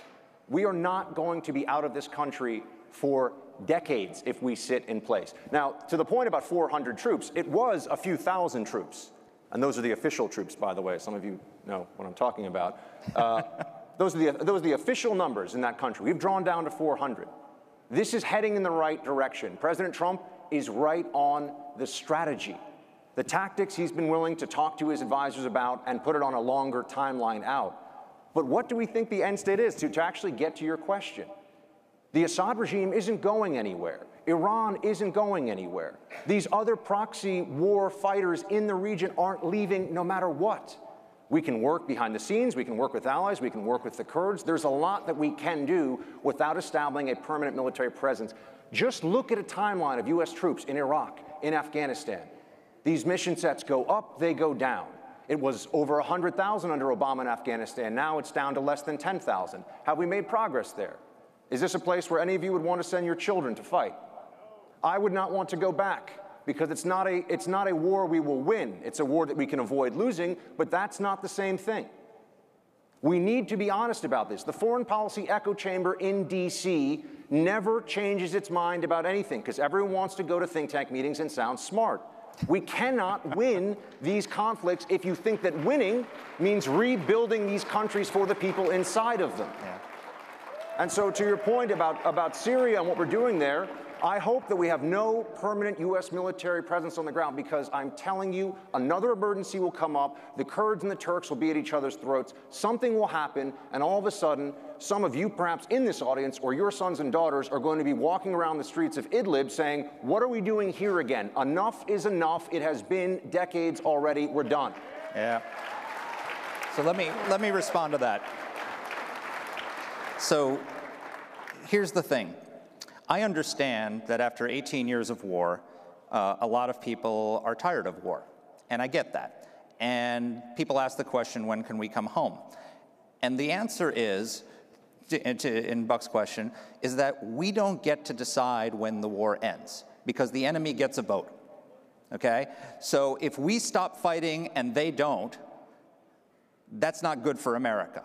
So in traditional wars that we fought over our history, victory is pretty easy when you're fighting a traditional enemy to define. Victory is a signing ceremony on the USS Missouri when they take off their uniforms, turn over their arms, and sign a surrender document. ISIS is never going to sign a surrender document. Al-Qaeda is never going to sign a surrender document, because they are, in Osama bin Laden's words, fighting a war of destiny between infidelity and Islam. So they are going to keep fighting. If we stop fighting and they keep fighting, we lose. We fulfill KSM's prophecy. So we don't get to choose when the war ends, but we do get a choice. We get to choose where it's fought. It can be fought over there, or it can be fought over here. It can be fought in the deserts of Syria and the mountains of Afghanistan, or it can be fought in the streets of New York and in the Pentagon where I was when the planes hit on September 11, 2001. That's the choice we get, and that's the only choice we get, and we got to keep fighting to make sure that those people never come back and commit an attack like they did on September 11, 2001 again. I would offer that if that is, and that is the position that has been taken really in a bipartisan fashion now for a long time in D.C. Now we've had millions of veterans serve and come back, serve and come back. We need to set up permanent bases in Yemen, in Somalia, in Syria, in Afghanistan, in Iraq, in Pakistan, in the Philippines. How many places are we going to say we need to fight them over there so they don't get us over here? At what point? Wherever they are. At what point? Well, we're gonna have to do a whole lot of military deployments for as long as all of us in this room are alive. That's true. What have we gained? I want to push back on Mark for a minute here, because specifically, when we all can acknowledge that it is not a traditional enemy. Yes. But then we are employing the definition of the enemy dictating when the war is over. So our enemies will forever be in Syria, because they're not, when you have external factors in Syria, now to that point, when you have 400 troops remaining, what would be your advice to the president in terms of how to go forward in this next chapter in Syria? So here's the question that we get from people who hold Buck's side. It's like, why do we have to fight all these wars? Why can't they fight their own wars in these countries, right? Fair question. That's what we're doing in Syria, okay? So go back in history to the 1980s when one of our greatest presidents in American history, Ronald Reagan, came into office. And we were just at the end of the Vietnam era when we had deployed hundreds of thousands of troops to fight communism in Vietnam, and there was no hunger whatsoever in the American public for going out with massive deployments to fight wars in foreign countries. But Soviet communism was on the march. And so Ronald Reagan came up with a strategy called the Reagan Doctrine, which is that we are not going to go and send our troops everywhere to do the fighting. What we're going to do is we're going to send advisors and trainers to train indigenous forces to fight the communists in those countries. And so we armed the Nicaraguan Contras, and we armed the Angolan resistance, and we did this all over the world. What we're doing in Syria today is exactly the Reagan Doctrine. Our troops are not fighting, except for those CIA folks that Buck was referring to. The 2,000 troops that we have in Syria are not doing the fighting. Well, they are mostly special operations forces, they're artillery forces, and they're forward air controllers. What we've done is we've trained up Kurdish and Arab fighters who are the ones going out and doing the fighting. The American trainers plan their missions. They provide them with intelligence and targeting, they provide artillery, and they provide air cover, and the Syrian indigenous forces are doing the fighting. Buck, that is exactly the right strategy. I'm going to give you the last word. Anybody who spent any time with indigenous forces and U.S. military embedded together will tell you that 400, which is the number we're talking about here, is really just a placeholder for a conflict the size of Syria. And the problem is that placeholder gets a lot larger. Remember, we were down to how many thousands in Afghanistan? Obama ramped it up to over 100,000, and to what end? Look at the troop deployment levels in Iraq. By the way, how long will we even be in Iraq? The most powerful politician in that country is Muqtada al-Sadr, who has the blood of U.S. servicemen on his hands. Some of you were in that war. You know exactly what I'm talking about. We don't have a long-term presence in Iraq. We should not try to have a long-term presence in Syria. All it takes is one incident one day. I mean, just to borrow from the point about Reagan and what Reagan was doing, we were on a peacekeeping mission in Lebanon. It's not talked about that often now. Multinational peacekeeping mission. Not a huge deployment of forces. We weren't the ones doing the fighting. We were just trying to keep the fighters apart. In Lebanon, right next door to Syria. In fact, many of the same factions that we see at each other's throats today. Many of the same groups. And then in one day, we lost almost 300 American servicemen because suicide bombers went after the Marine barracks in one day. And Reagan realized, you know what? This is a hornet's nest. We are not going to win this fight, and it's not our fight, and we left. That is another lesson of Reagan's that you should not forget. And Osama bin Laden cited the U.S. withdrawal from Beirut as reason why he attacked us on 9/11, because he said the Americans are weak and decadent, don't have the stomach for the fight, and they will withdraw from it if we attack them. Okay. So that decision actually helped lead to the 9/11 attacks. Unfortunately, we have to leave the conversation there. I hope we've solved the problem in Syria for you in about 20 minutes. Fun, man. Thank you. Have a wonderful rest of the day. And thank you to you both, wonderful panelists. Thanks. Thank you.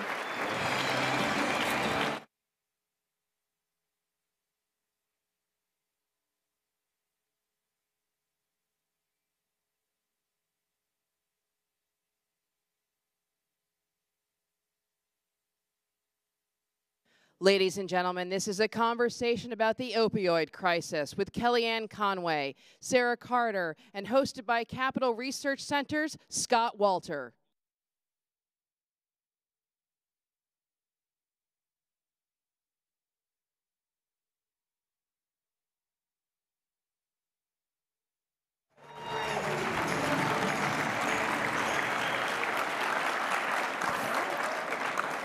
Okay. Well, it's great to be here to talk about this critical problem in America. The numbers are just stunning. CDC says the better part of 100,000 deaths a year, the vast majority from opioids in overdose cases. What is happening? Is it getting better or worse, Kellyanne? Well, thank you, CPAC, for having me again. And I'm really glad, I'm very happy that CPAC is shining a light on this issue. The president declared a public health emergency in the first year in office. The president and the first lady both work on this public policy crisis. We call it the crisis next door because it is indiscriminate. The opioid and drug supply, drug demand crisis does not discriminate by race, by age, by gender, by socioeconomic status, by geography. It literally is in every nook and cranny in this country. As harrowing as the numbers are, the good news is the focus on more interdiction and surveillance, the focus on more access to treatment and recovery, the focus and the money that's now being given to all of those and education and prevention is starting to bend the curve in the right direction. Quickly, I'll tell you that H.R. 6 was a piece of legislation passed last year. It passed in the Senate 98-1.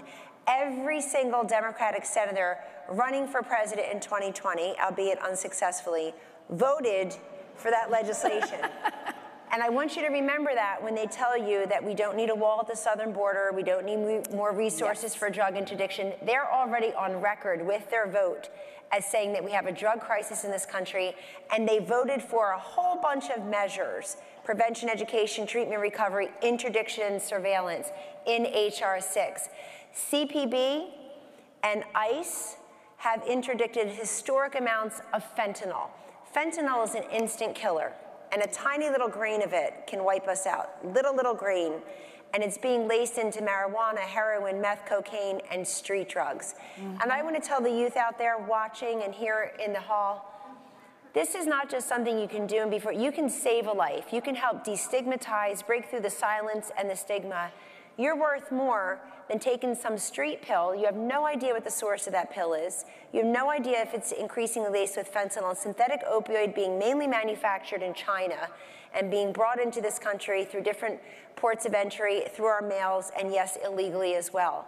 But ICE, those who want to abolish ICE would be giving up the 2,200 pounds of fentanyl that they interdicted over the last several years alone. And my hat's off to the brave men and women at Customs and Border Patrol and ICE for keeping us all safe with the drug crisis. Thank you. Well, Sarah, Kellyanne brought up the border aspect of the opioid crisis. This is something you know a lot about.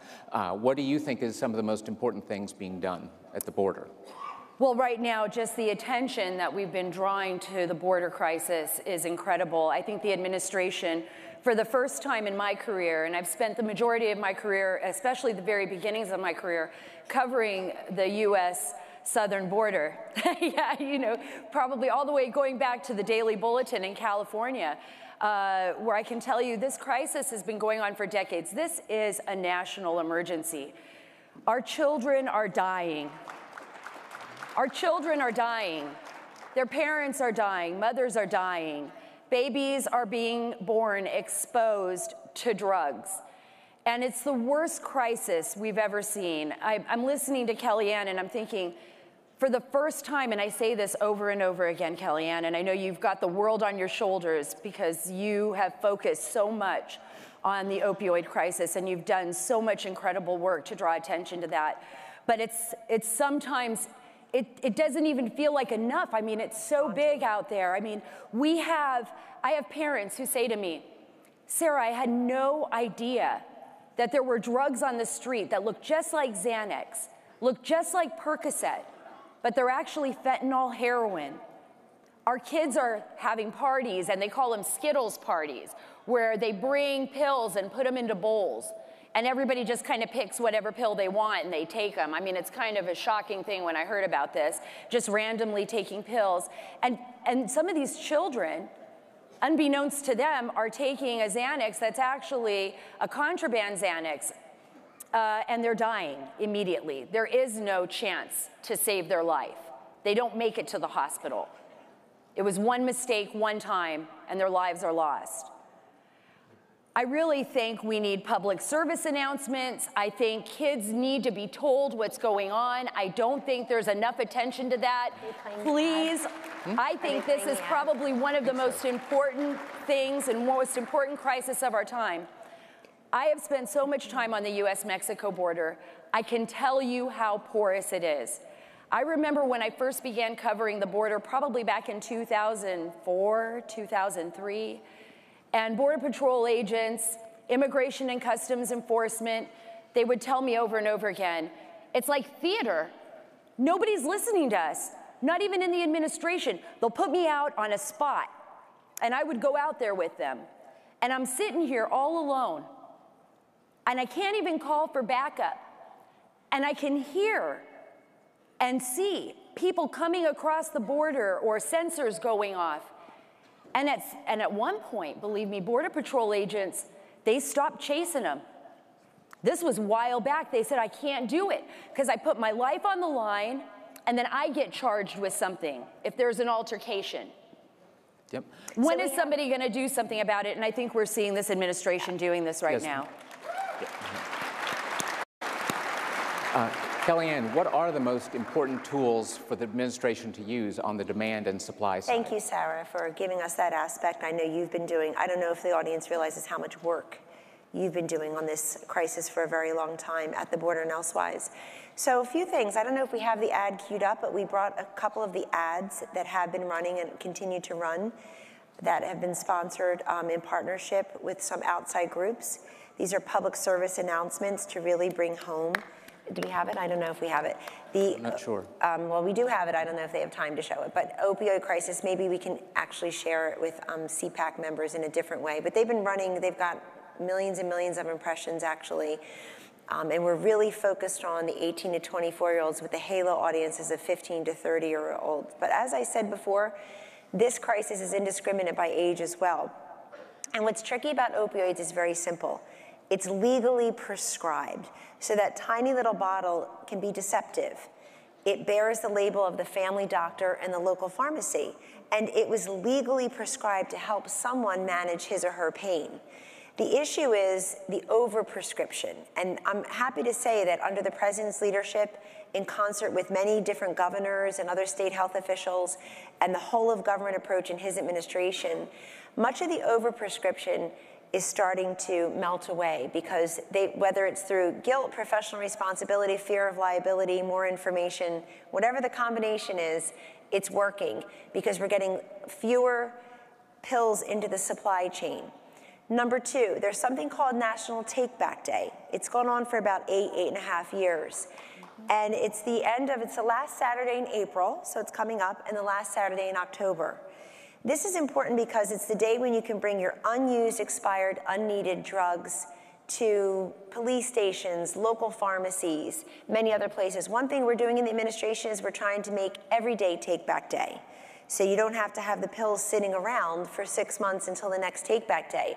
Many community pharmacists, many chain pharmacies, certainly our National Safety Council provides ways to the public to dispose of these drugs safely and legally before, in between the take-back days. The First Lady has really brought great attention to an issue that Sarah just touched upon that I would like to amplify for a moment. The First Lady, Mrs. Melania Trump, is very committed to the NAS babies, neonatal abstinence syndrome. 1 in 100 babies born every day in this country are already exposed or chemically dependent on some type of drug or substance. That's 150 babies each day struggling to take their first breaths.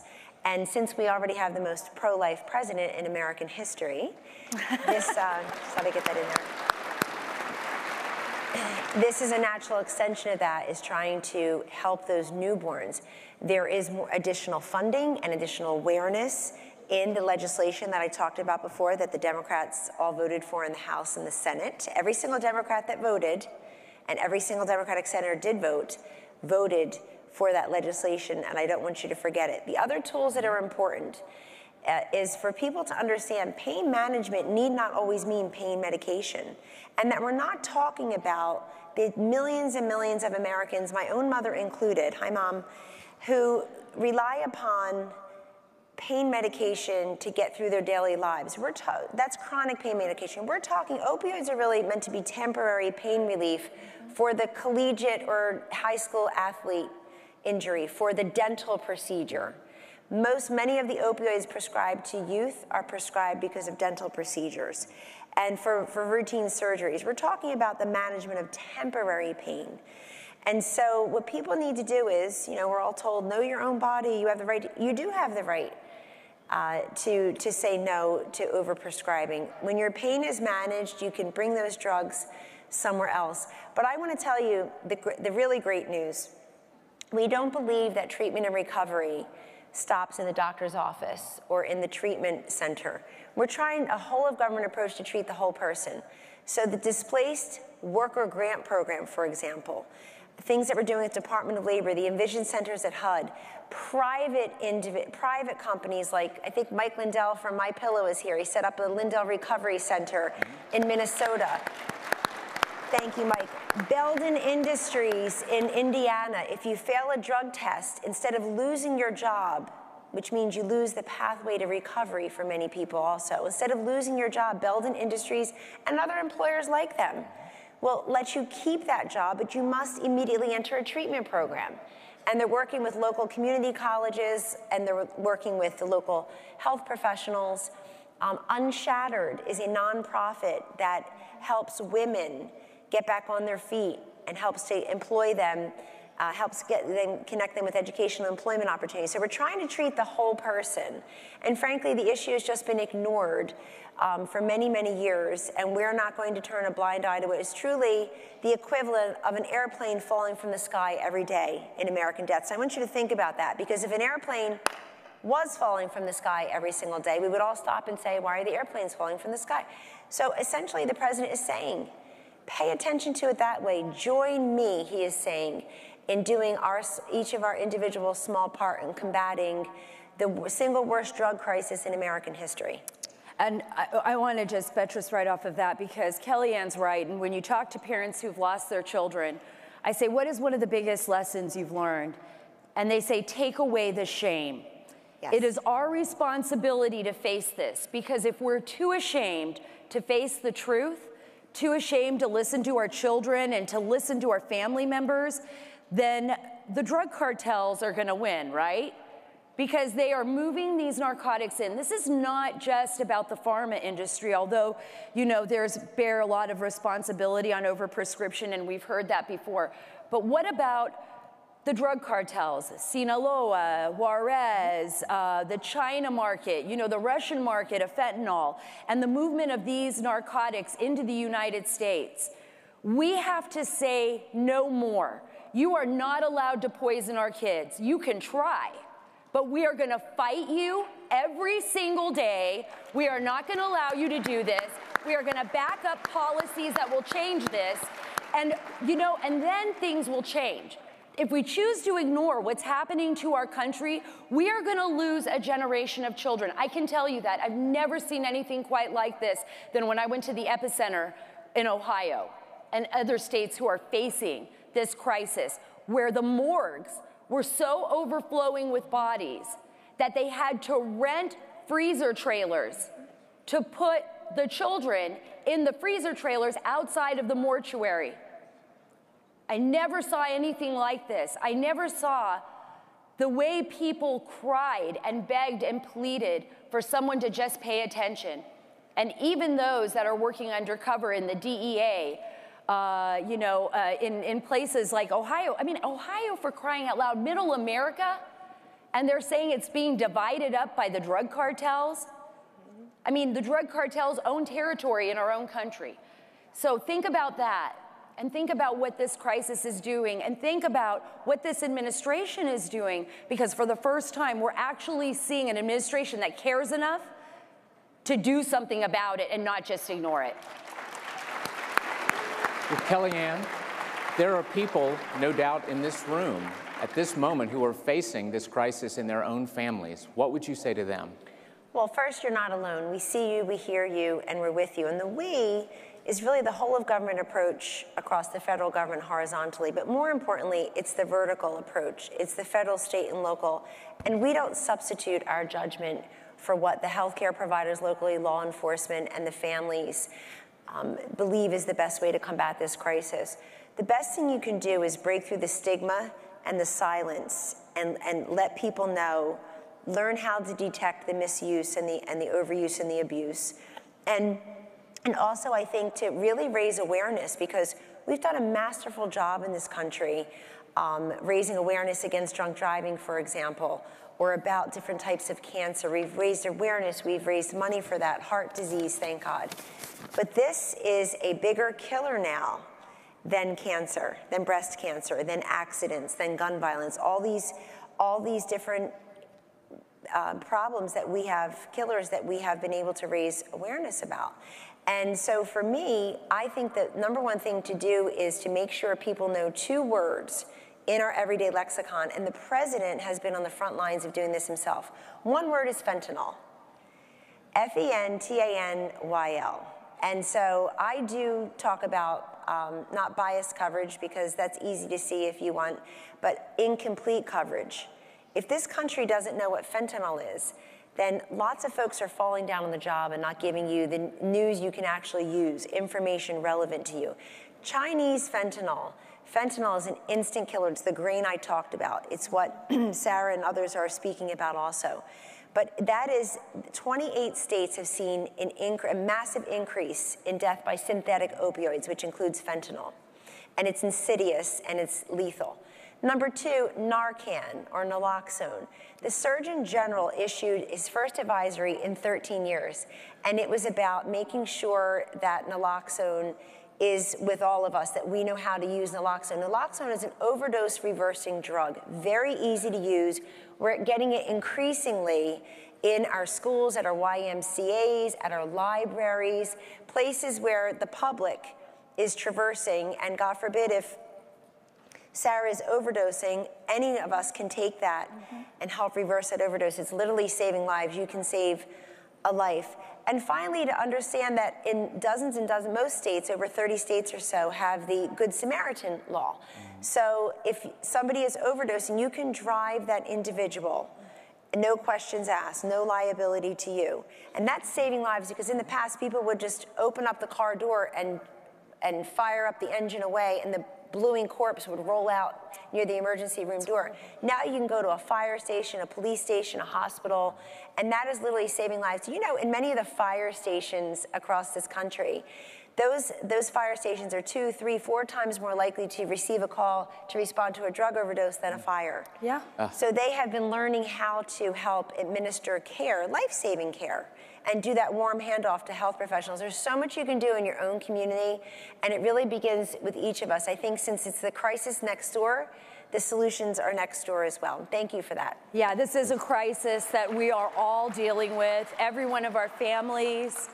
Kellyanne's right. Every friend, I'm sure we all know someone or know somebody in our neighborhood or somebody in our family that's dealing with this. I wanted to add something to that. We did a nonprofit film. I did a nonprofit film last year called Not in Vain. You can see it at notinvainusa.com. If you want to learn more about this crisis and be able to connect with the people who have been affected by it. I think this is so important. This is a top priority for this administration, and it has to be. And I know they're holding themselves accountable for it because they're doing everything they can. But this is a top priority for each one of us as Americans if we want to save our country and we want to stop the poison that's flowing in and killing our citizens and our children. And we should not allow it to happen. And remember, look at this as this is an attack. This is an attack on your kids, and every time they go to school, into middle school, there's somebody there trying to recruit them. They're children. They don't always make the right decisions. We have to guide them. We have to teach them, and we have to be there to watch over them as a nation and as parents. So please do that, please. Well, thank you, Sarah. That's a great last word, and everyone should definitely see the film Not in Vain. I want to thank Kellyanne and Sarah for all that you're doing on this critical crisis. Thanks. Thank you.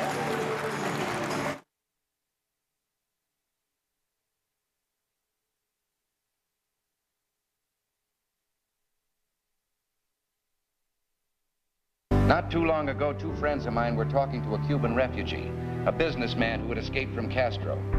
And in the midst of his story, one of my friends turned to the other and said, "We don't know how lucky we are." And the Cuban stopped and said, "How lucky you are. I had some place to escape to." And in that sentence, he told us the entire story. If we lose freedom here, there's no place to escape to. This is the last stand on earth. And this idea that government is beholden to the people, that it has no other source of power except the sovereign people, is still the newest and the most unique idea in all the long history of man's relation to man.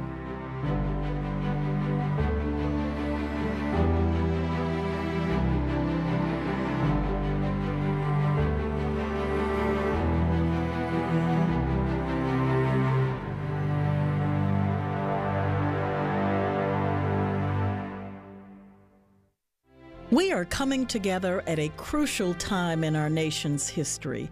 America is making great strides towards freedom and liberty, but she also confronts determined foes and faces enormous challenges. Challenges that strike directly at the core principles that all of us here hold so dear. Free enterprise, limited government, individual freedom, traditional values, and national security. Across America and the world, we see where liberalism has left its devastating mark. In homes, in schools, in communities, and in capitals. That's why our work is so important, and it's what the Heritage Foundation is all about. At Heritage, we're not just a bulwark against the left, we're a battleship for liberty. We are determined to guide America to renewed greatness. and to take the fight to liberalism.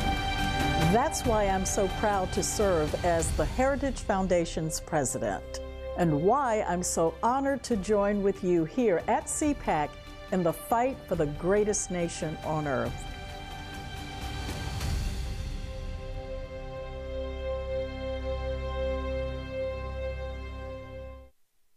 Ladies and gentlemen, our next topic, nationhood and the border crisis. A conversation with Senator Ted Cruz and Rich Lowry of the National Review.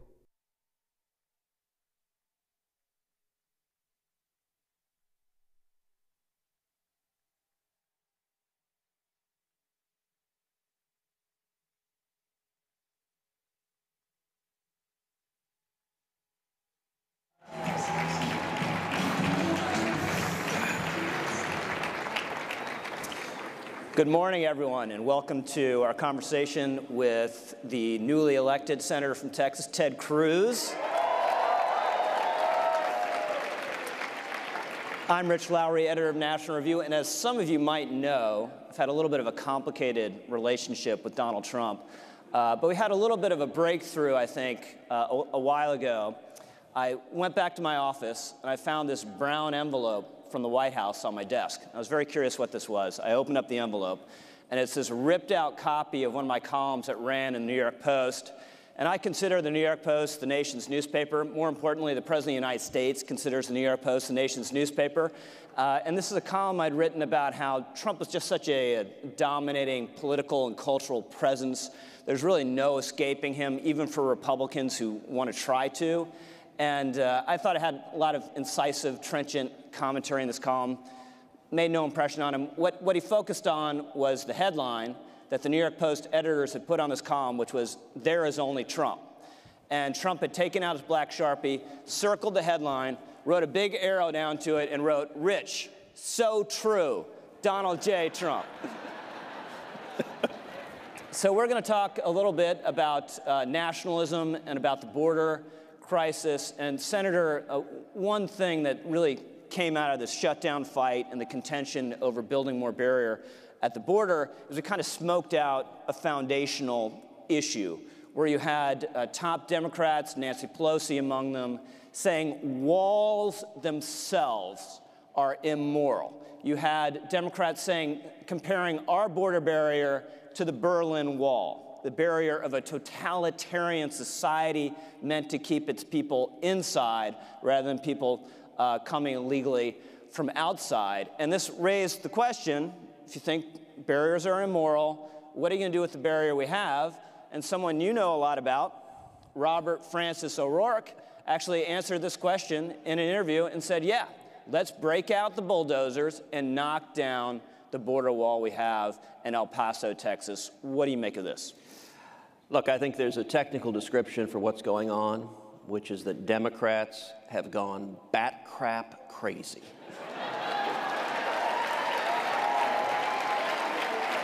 That's a political science term of art, right? If you look at the medical dictionary, it's under B. It is, in fact, a psychosis.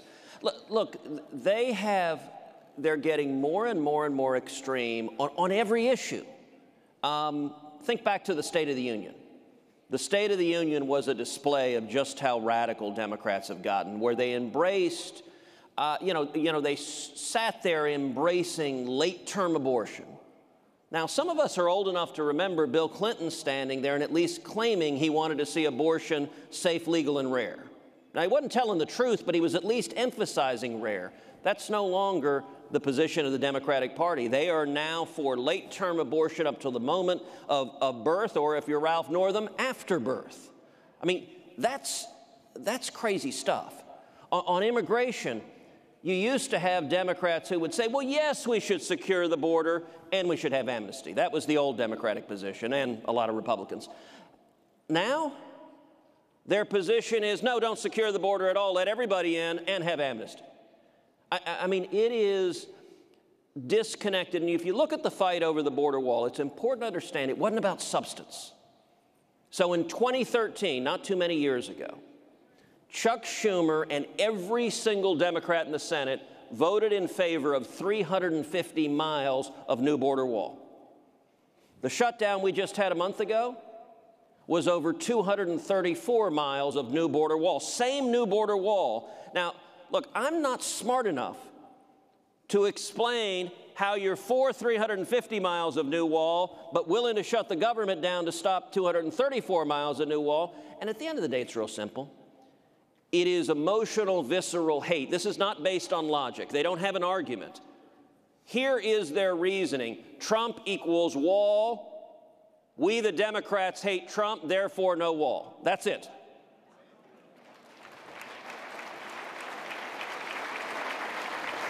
So let me ask you, because I think one of my great frustrations watching how this played out, and I imagine the same is true of a lot of people in the room today, is Republicans had unified control of government in Washington, D.C., if I'm not mistaken, for 2 years. Yes. And how was it that we only came to focus on achieving one of the president's signature promises when Nancy Pelosi was becoming Speaker of the House? What happened in the prior 2 years that there wasn't funding for the barrier? It is a very good question. Let me say both good and bad. Let's start with the good. I do think with a Republican president, Republican majorities in both houses, I think we won some big, big victories the last 2 years. We shouldn't lose sight of those. We passed an historic tax cut, the biggest tax cut of a generation, that included, among other things, repealing the Obamacare individual mandate. We've repealed job-killing regulations, and we're seeing the lowest unemployment in 50 years. We're seeing wages going up. We're seeing the lowest African-American unemployment that has ever been recorded. We're seeing the lowest Hispanic unemployment that has ever been recorded, which is why the mainstream media won't cover those facts at all. I'm getting there. I'm getting there. It's just getting warmed up. As I said, there's good and bad. I'm going to talk about the good first. We've also seen strong constitutionalist judges confirmed. On foreign policy, we're in the middle of the biggest military rebuild since Ronald Reagan. We've moved our embassy to Jerusalem, and we pulled out of the Iranian nuclear deal. Those are big, big victories, and they're victories that as conservatives we should be grateful we were able to deliver on. Now, you asked quite rightly, why didn't we finish the job on immigration? Why didn't we build the wall? Why didn't we deliver on more promises? I agree with you. We should have done much, much more. And I can tell you, last summer, starting in August, I did a long presentation to Senate Republicans that said, look, if you look at history, unified control of the federal government, both houses of Congress and the presidency, it's exceptionally rare for Republicans. It has happened a total of 8 years since World War II. And I said that everyone recognizes there's a real chance we're going to lose at least one house of Congress in November. If that's true, I think at the time there were 183 days to go.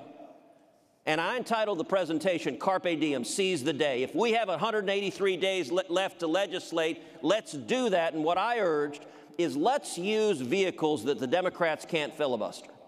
In particular, let's use something called budget reconciliation, which y'all will remember was the vehicle that we passed the tax cut on in 2017. What matters about reconciliation is it's immune from filibuster, so you can pass legislation and the Democrats can't stop it. And what I urged my colleagues, and I urged the president, I urged the vice president, I urged the administration, let's take up a budget reconciliation and let's build the wall, let's fund the wall, let's get it done. And I want you just to imagine, if they had taken that advice, if we had had that fight and you had seen Elizabeth Warren screaming on the Senate floor to stop it, Bernie Sanders pulling what little hair he has out of his head, in September or October, and it culminated with Republicans standing together, funding and building the wall, I'll tell you right now, Rich, I don't think we would have lost the House of Representatives.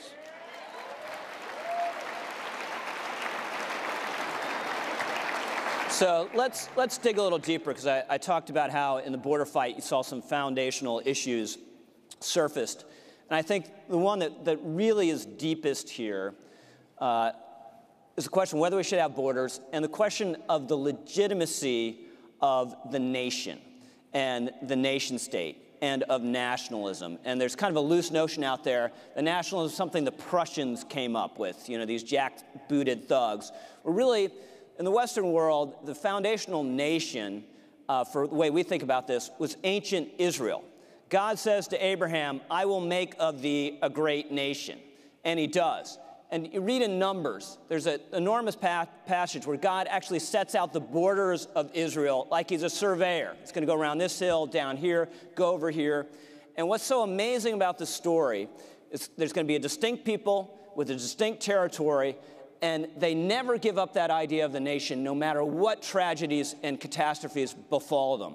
You have Jews revolting against Rome to reestablish their nation. And amazingly, you know, 2 millennia later, they do succeed in reestablishing their nation.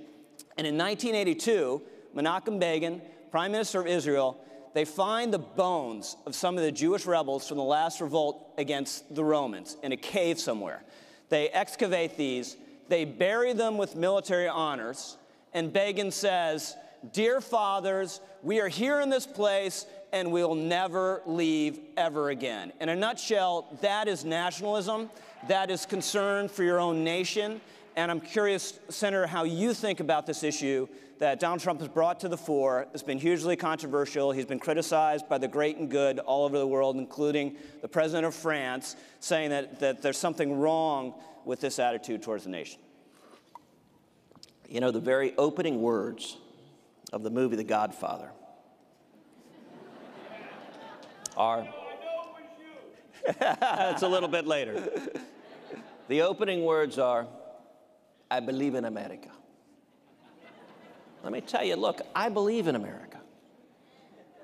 And one of the things that drives the media and drives the far left crazy about President Trump is that he's willing to actually stand up and defend America.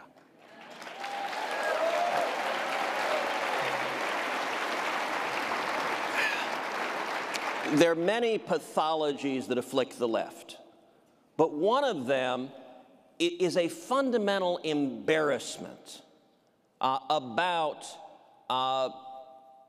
America's greatness. You saw that with Obama. You saw it when he started his presidency going on a worldwide apology tour, where those on the left are embarrassed. They're embarrassed about our prosperity. They're embarrassed about our freedom. You know, we saw it manifested actually just this week, if any of y'all happen to see it, in a really idiotic rant. You're wondering who, because there are a lot of people that could have made that. But this particular one was Bill Maher. And Bill Maher had this rant about, he said, red states want to be blue states. We're the cool people, and they want to be just like us.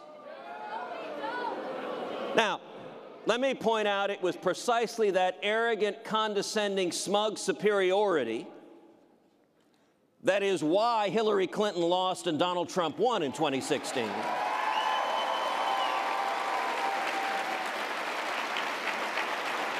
And if you desire to lead interacting with your fellow citizens saying you guys are a bunch of dumb, ignorant rubes that need to shut up and listen to me, is perhaps not the best message. I'll also say as a Texan, I can say authoritatively, no Texan has ever desired to be from any other state in the country or the history of the universe.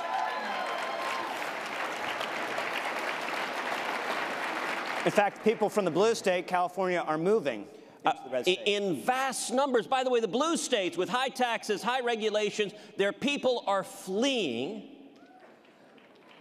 because they don't have jobs. We saw, look, when New York chased Amazon out, because a bunch of New York socialists said, now, by the way, let's pause for a second. What on earth was Amazon doing? You're doing a nationwide search. Where do you want to base your second headquarters? I know New York City. You almost deserve the pestilence that happens to you if you go into that willingly, going, okay, they're a bunch of crazy socialists. Let's go there. What do you think they'll do when we get there? But Senator, you got to focus on, as AOC said, the $3 billion windfall that's going to accrue to New York from chasing out Amazon. You can decommission a lot of cows with that kind of money. Look, Senator. magic money. By the way, let me say I support cows. I hope to see PETA supporting the Republican Party now that the Democrats want to kill all the cows.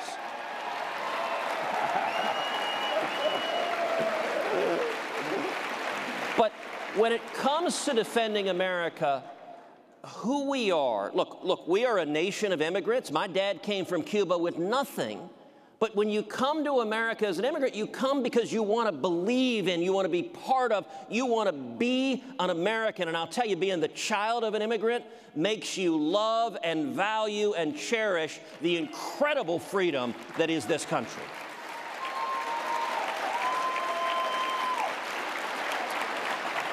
All right, so we have time just for one last question, and obviously we're all gearing up for 2020. It's going to be an absolute war, and you had a really tough race in 2018, unexpectedly in a lot of ways.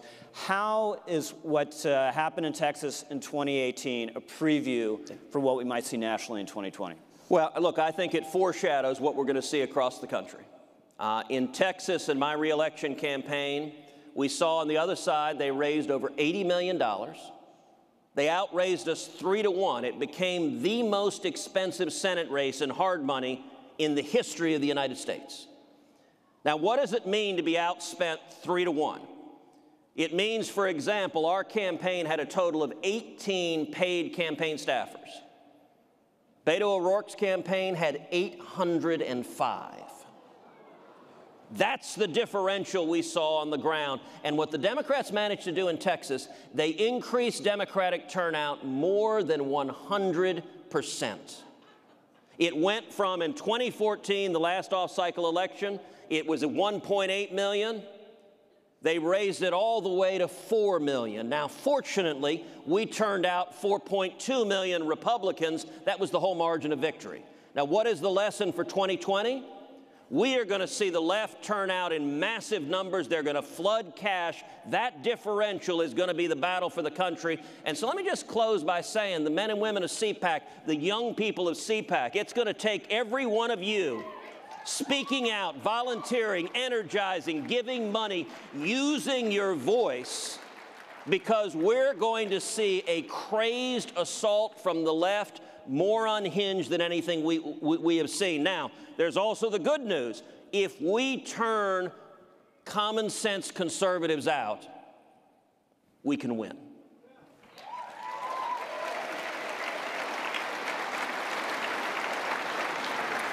Ladies and gentlemen, Ted Cruz, thank you very much.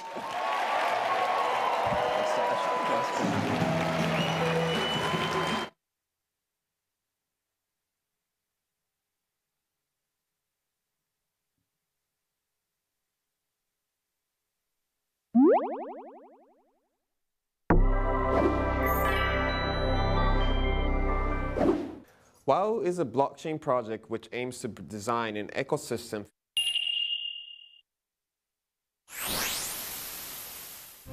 This is the Liberty Ecosystem, an agile, flexible federation of local organizations and international partners working together through blockchain technology. Allowing the 6 billion of us to counterbalance the 2 billion of them. Giving us access to fundraising from individuals and groups around the world who share our mission.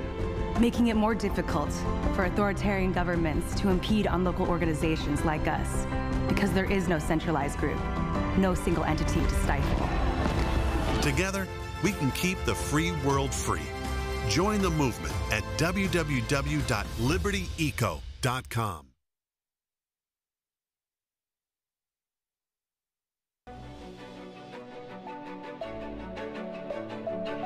You don't have self-government if you don't know what the government's up to.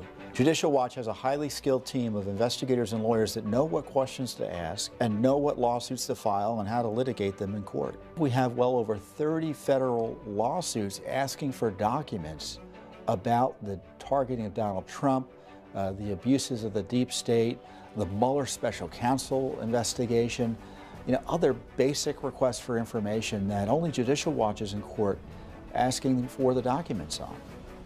Judicial Watch's experience is you don't get these documents unless you're in court asking for them.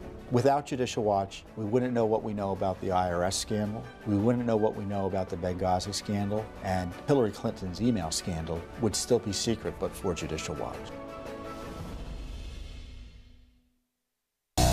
America is built and based on liberties and freedoms. Liberty HealthShare brings that to healthcare. The liberty of choosing your own doctor, the liberty of choosing your own hospital. Liberty HealthShare makes healthcare affordable to millions of Americans. Ignite your liberty, starting at $199 for a single, $399 for a couple. No matter how big the family, only $529. That's $529 for the entire family. To learn how you can save, go to igniteyourliberty.com. Igniteyourliberty.com. What happened to our morality? Good old-fashioned values. When kindness was a currency. When integrity was expected. Tell the truth and be honest. And people are loyal too. Are you looking for these things in your health care? Choose your own doctor and hospital. Plans starting at $199 or, no matter how big the family, only $529. That's $529 for the entire family. Go to igniteyourliberty.com. That's igniteyourliberty.com.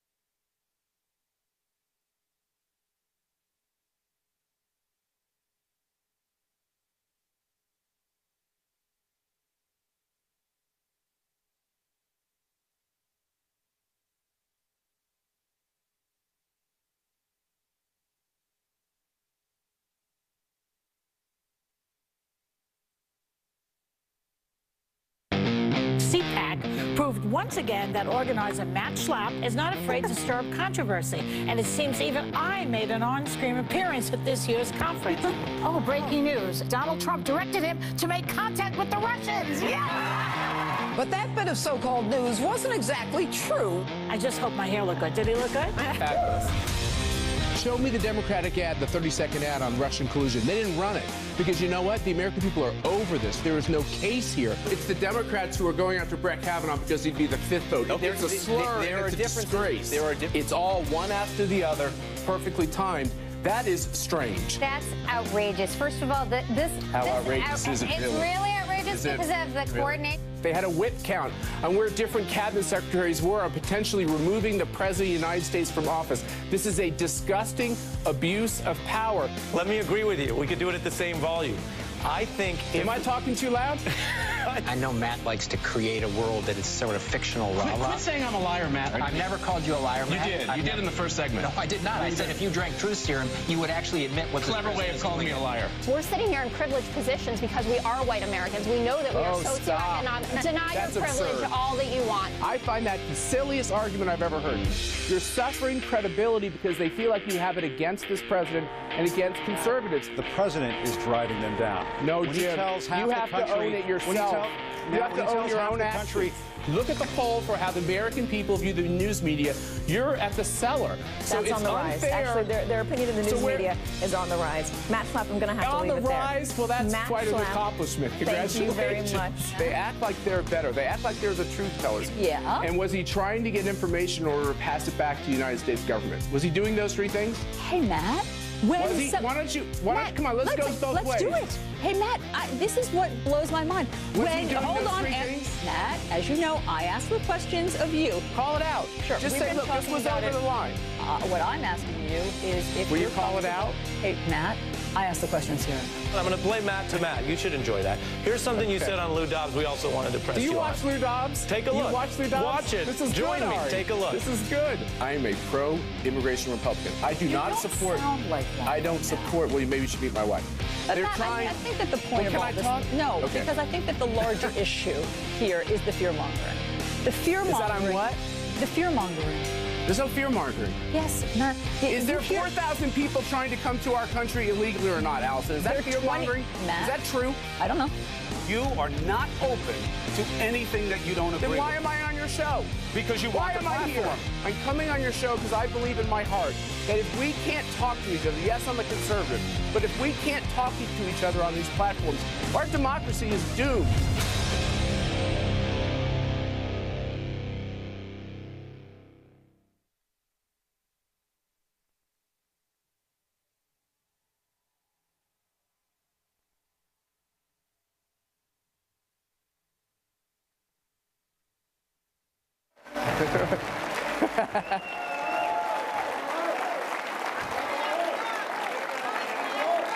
That was fun, huh?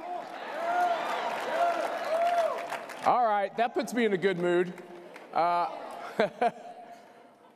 Do you even know that's going on your television sets? I don't know. Are you watching any of that? I mean,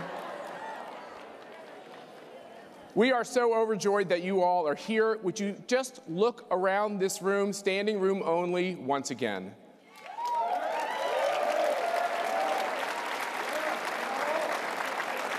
And you know, we're making history right here, right now.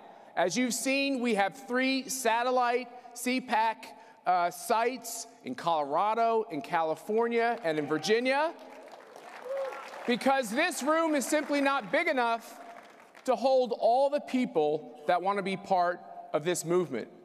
We have millions of people around the globe who are watching us at this very moment, where, for the first time ever, both a president and a vice president come to CPAC in 3 consecutive years to thank all of you.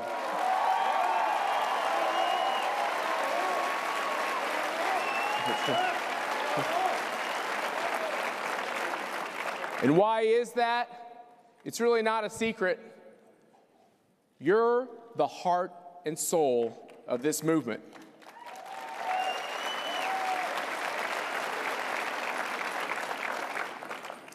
And you all know Mike Pence.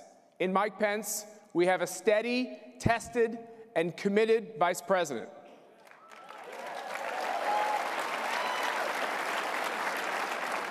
Long before Donald Trump saw his value and experience, we all knew his true character. His commitment to conservative principles earned him a nearly perfect congressional voting record with the American Conservative Union.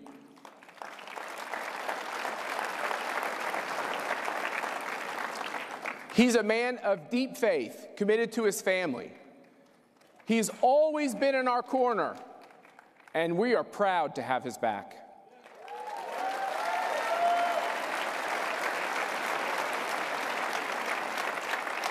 And that commitment extends to his exceptional wife, Karen Pence.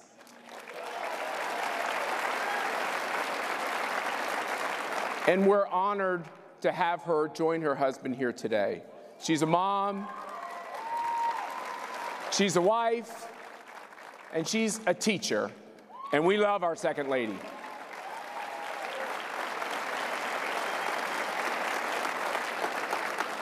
Now, I'm going to do a small commercial. I hope you've all gotten a copy of our most recent book, Reagan at CPAC. And in that book, the Vice President authors a chapter. The Vice President writes that it was Ronald Reagan who first brought me into the conservative movement 40 years ago. Ronald Reagan is still making an impact on people today.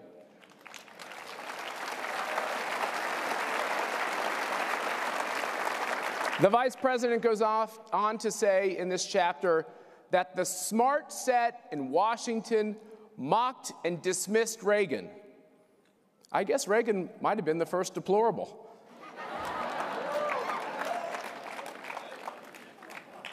I have to say that I literally thank God that when America's purpose and future hangs in the balance, we have bold leaders like our Vice President.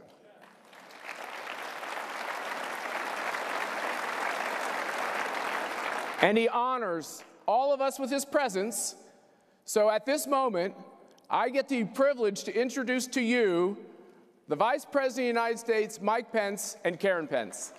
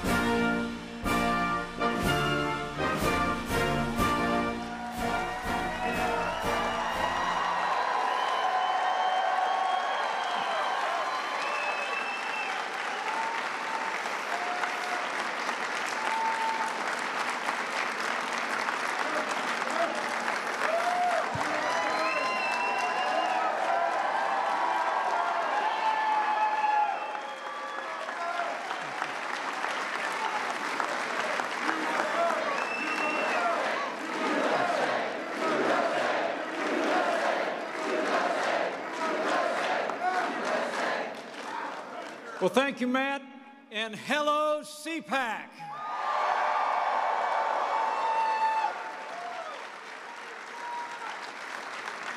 It is great for us to be back at CPAC 2019, the largest gathering of conservatives anywhere in America.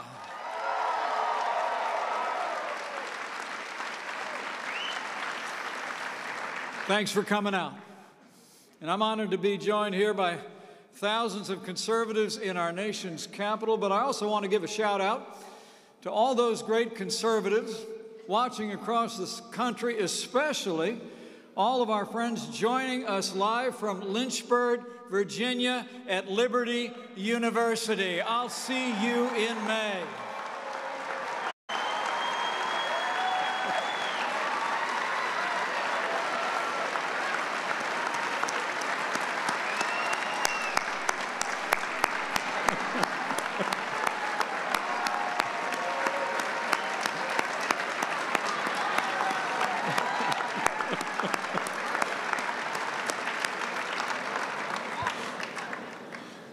And to all of them and to all of you, I bring greetings from a friend of mine,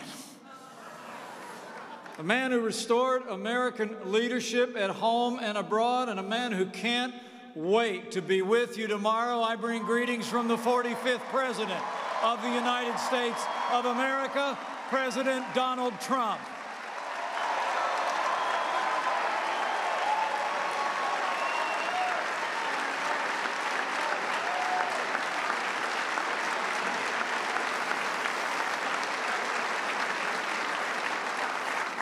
You know, it's the greatest honor of my life to serve as Vice President to a president who gets up every day and fights to keep the promises that he made to the American people. I mean, think about it. This president promised to get this economy moving again. And working with Republican majorities in the Congress, in our first 2 years, President Trump has cut more federal red tape than any president in American history.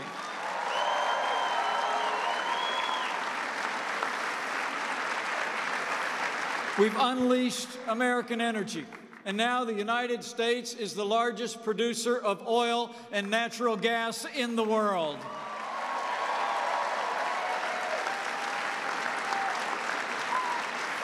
Under the President's strong leadership, we've forged new trade deals that finally put American jobs and American workers first, and with the support of this generation of conservatives, President Trump signed the largest tax cut and tax reform in American history.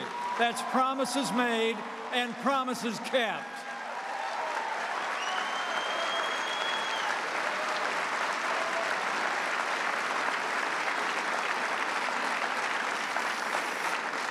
We cut taxes across the board for working Americans, for American businesses.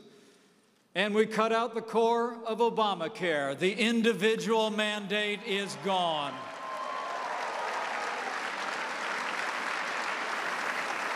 And the results have been amazing. As I stand before you today, the American economy is booming. In just over 2 years, businesses large and small have created 5.3 million new jobs, including over 480,000 good-paying manufacturing jobs that the other side said would never come back.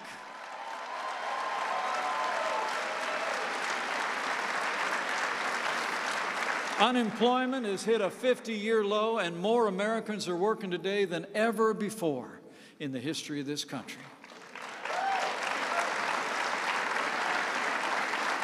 The unemployment rate for women has hit a 55-year low, and the unemployment rate for Asian Americans, Hispanic Americans, and African Americans has reached the lowest level ever recorded in American history.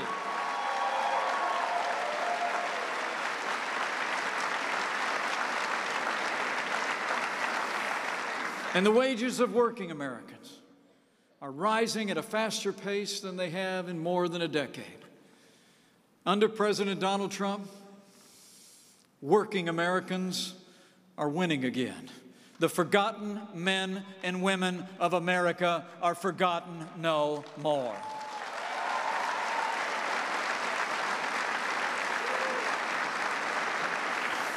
Everywhere you look, confidence is back. Jobs are coming back. In a word, America is back, and we're just getting started.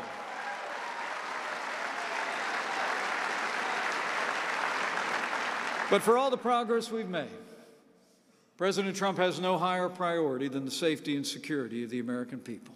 And from the first days of this administration, this president has worked to make the strongest military in the history of the world stronger still. And last year, President Trump signed the largest investment in our national defense since the days of Ronald Reagan.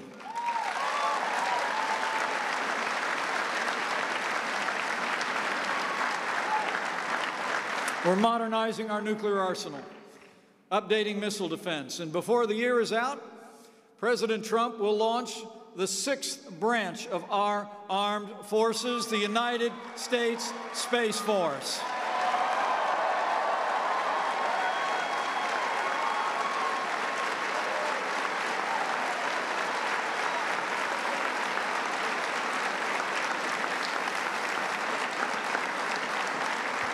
Under this Commander-in-Chief, we'll make sure that America is as dominant in space as we are on land and air and sea. So we're rebuilding our military. We're restoring the arsenal of democracy. And we're once again giving our soldiers, sailors, airmen, Marines, and Coast Guard the resources they need to accomplish their mission and come home safe.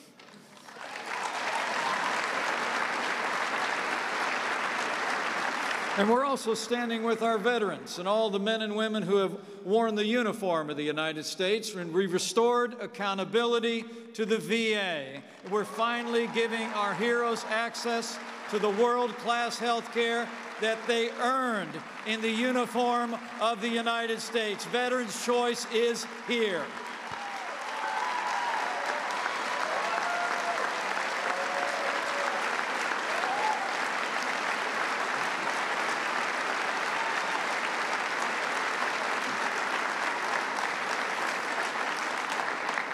And in this administration, we're also standing every day with the brave men and women of law enforcement. And we've been giving all those who stand on the thin blue line the resources and the respect that they deserve every single day.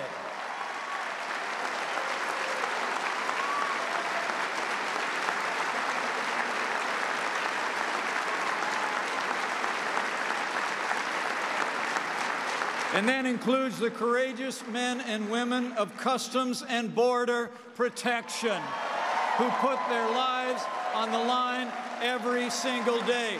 Under this president and this administration, we will never abolish ICE.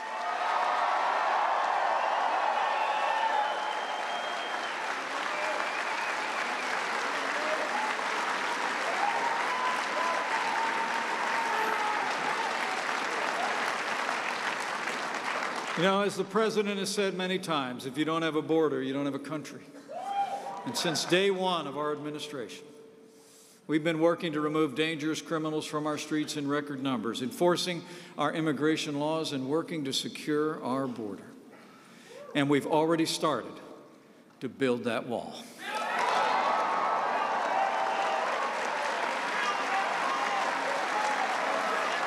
And I'll make you a promise.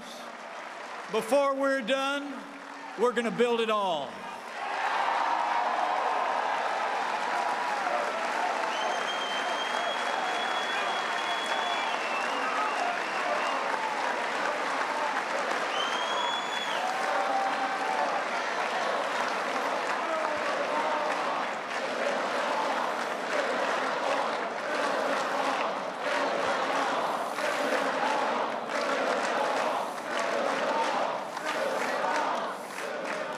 Oh, we're building it.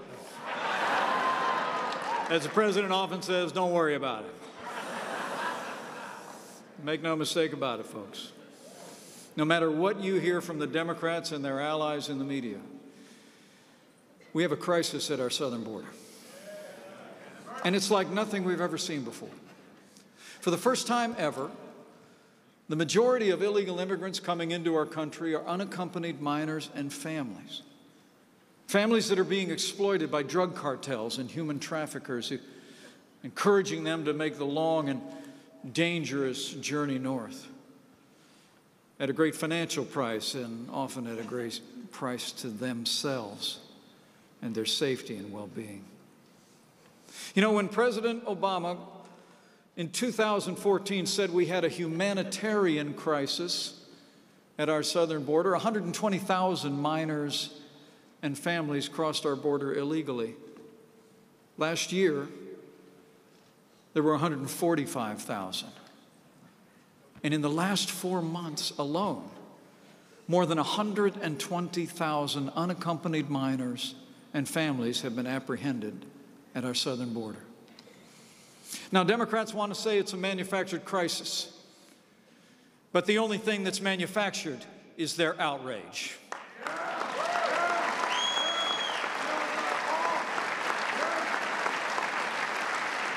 Every day we don't secure our border, we're allowing the crisis to worsen, more lives to be endangered, more people to be exploited, and more drugs to flow into our country. That's why President Trump used his authority under the law to declare a national emergency on our southern border.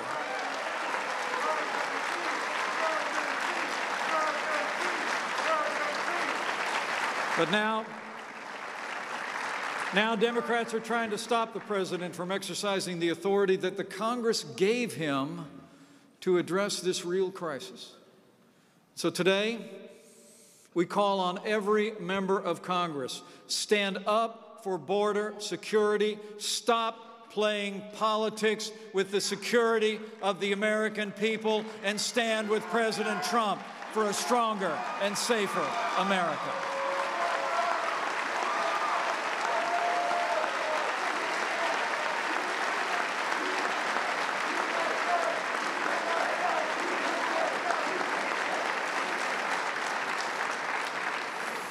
With his renewed commitment to law and order, this president's also been busy seeing to our judicial branch. President Trump has appointed more men and women to our federal courts in the last 2 years than any administration in American history, and they are all conservatives, like Justice Neil Gorsuch and Justice Brett Kavanaugh.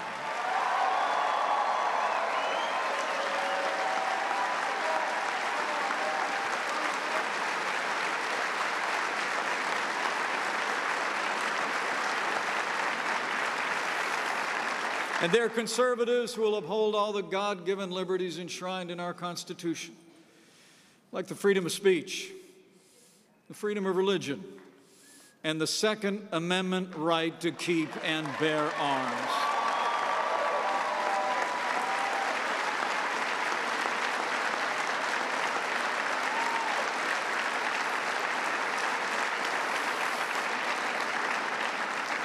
You know, the freedom of religion is not just enshrined in our Constitution. It's enshrined in the hearts of the American people. But make no mistake about it, freedom of religion is under attack in our country.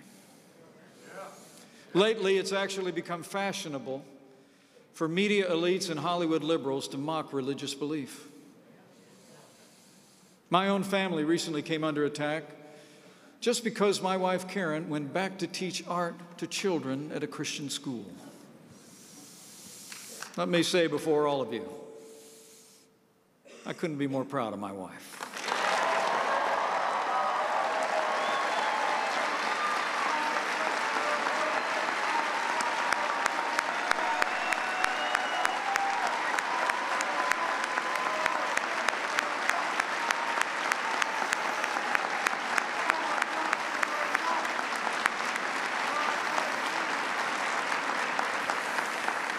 She's a Marine Corps mom. She's a great school teacher, and Karen Pence is a great second lady for the United States of America.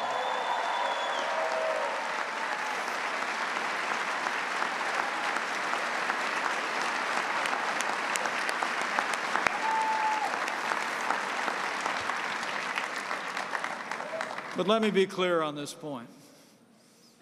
This is not about us. It's about all of you.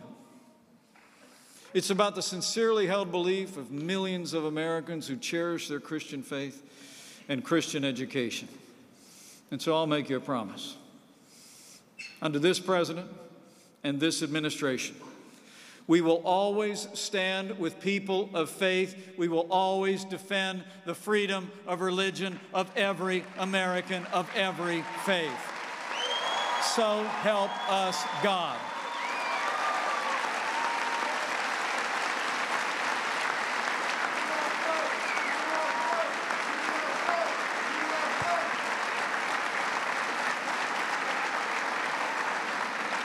And as we reflect on our God-given liberties, I got to tell you, I couldn't be more proud to serve as Vice President to the most pro-life president in American history.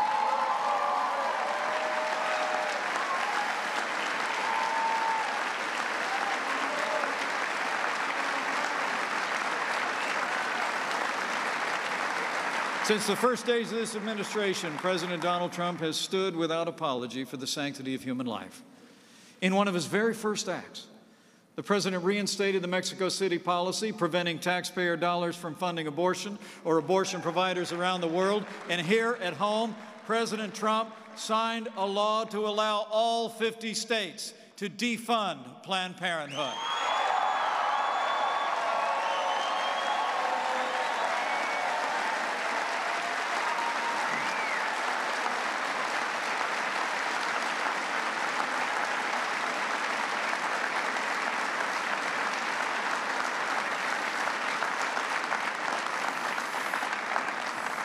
Life is winning in America once again. But for all the progress we're making, tragically, at the very moment that more Americans than ever before are embracing the right to life, leading members of the Democratic Party are embracing a radical agenda of abortion on demand. In state legislatures across the country, Democrats have endorsed late-term abortion. The Democrat governor of Virginia openly defends infanticide. And just 4 short days ago, Democrats in the Senate, including every Democratic senator running for president, voted against a bill that would prevent newborn babies who survived failed abortions from being killed. You know, I've long believed that a society can be judged by how it deals with its most vulnerable. The aged, the infirm, the disabled, and the unborn. With Democrats standing for late-term abortion, infanticide, and a culture of death, I promise you, this president, this party, and this movement will always stand for the unborn. We will always defend the inalienable right to life.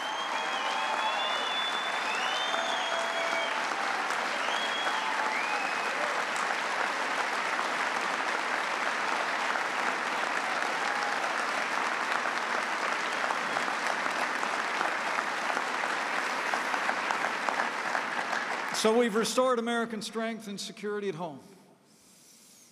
And we're doing the same thing around the world. And today, under the leadership of President Trump, the United States of America is once again standing proudly as leader of the free world. Like when this president kept his promise to our most cherished ally and moved the American embassy to Jerusalem, the capital of the state of Israel.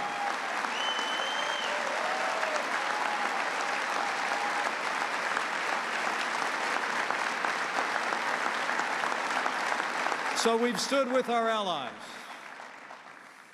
and we've stood up to our enemies. We've taken the fight to radical Islamic terrorists on our terms on their soil. In Iraq and Syria, thanks to the courage of our armed forces and our coalition partners, the ISIS caliphate has been decimated, and our troops have liberated 5 million men, women, and children.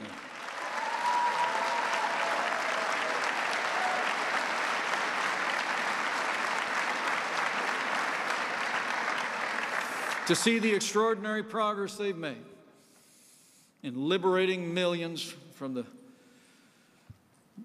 vicious grip of ISIS. I say with conviction again what has been said throughout history. The armed forces of the United States are the greatest force for good in the history of the world.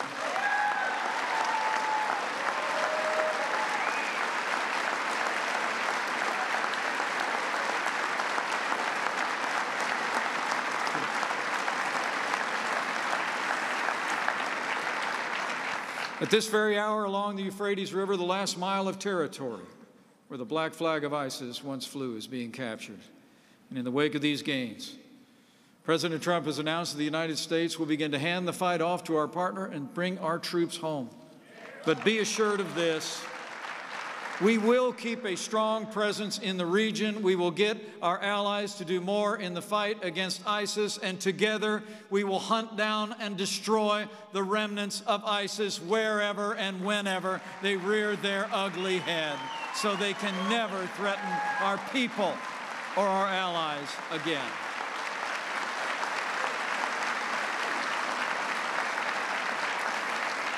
And with that strong leadership on the world stage, President Trump has also confronted the greatest threat to peace and security in the Middle East when he withdrew the United States of America from the disastrous Iran nuclear deal.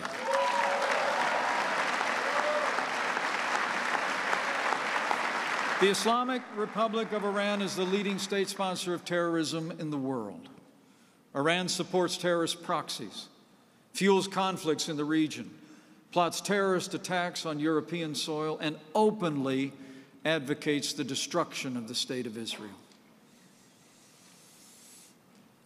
2 weeks ago, Karen and I stood and prayed at the Auschwitz-Birkenau Nazi death camp in Poland.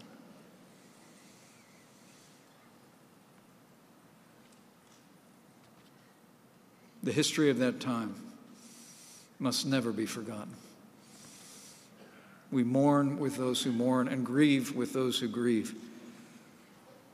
But we say from our heart, never again.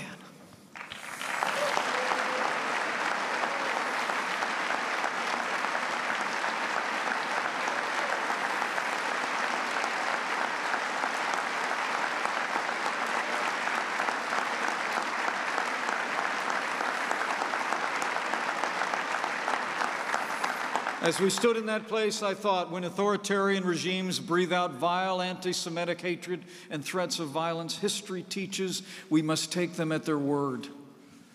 Anti-Semitism is not just wrong, it's evil. Anti-Semitism must be confronted wherever and whenever it arises, and it must be universally condemned.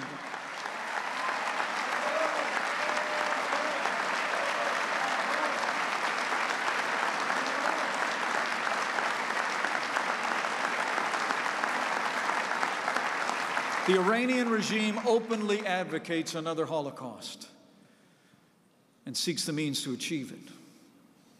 But I can assure you, under President Donald Trump's leadership, America will continue to stand strong. We will continue to oppose Iran, its malign influence, and I promise you, under this president, America will never allow Iran to obtain a nuclear weapon.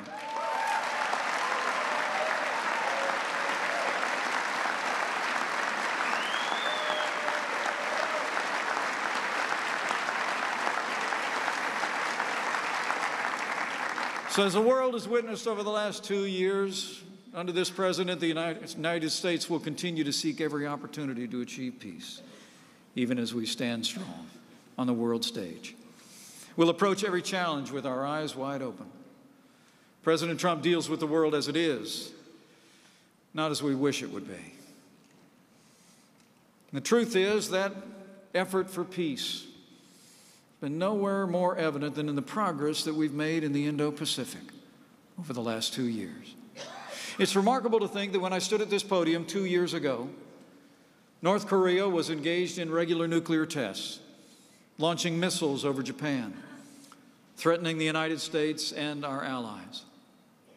Faced with this threat, President Trump rallied the world around an unprecedented pressure campaign, and the world has witnessed the results.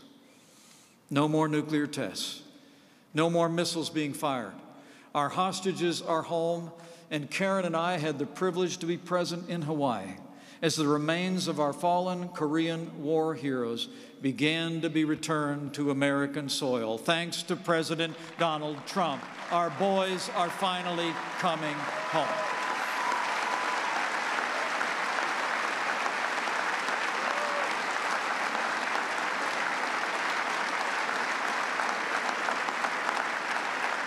Now, last night, President Trump returned from a second historic summit with North Korea in Vietnam. As the president said, it was a productive 2 days, and discussions among teams will continue. But as President Trump said as he departed, sometimes you have to walk.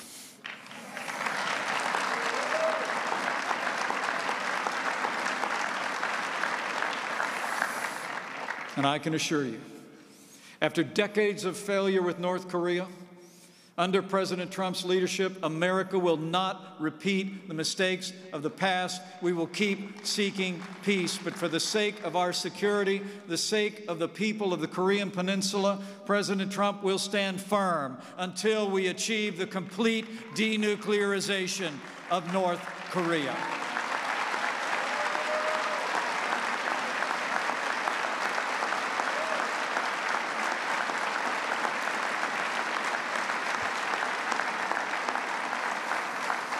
So in just 2 years under this president's leadership, from the world stage to here at home, just in case you haven't noticed, America is winning again.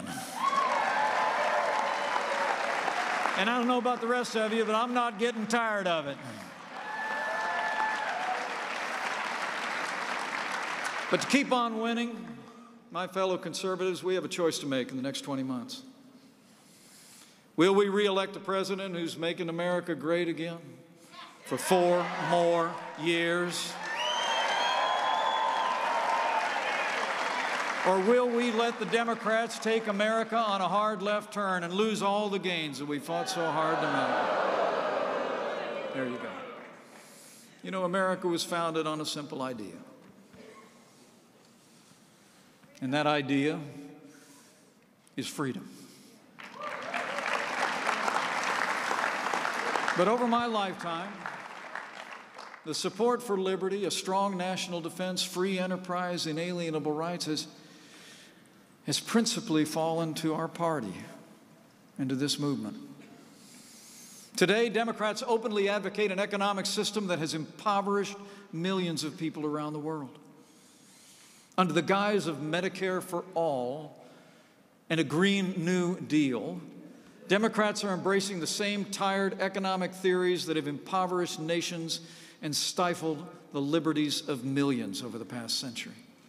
That system is socialism. Remarkably, a leading candidate for the Democratic presidential nomination is an avowed socialist. But it's not just him.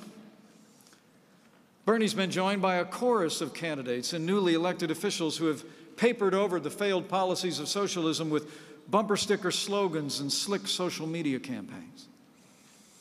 But what they're actually offering is just more of the same. More taxes, more spending, more government, and less freedom.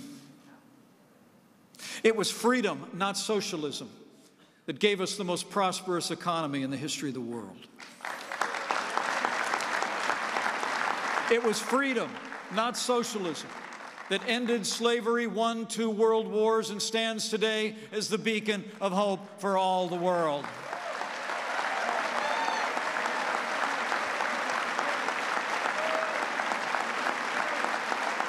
It was freedom, not socialism, that's moving us beyond the prejudices of the past to create a more perfect union and extend the blessings of liberty to every American, regardless of race or creed or color. It was freedom.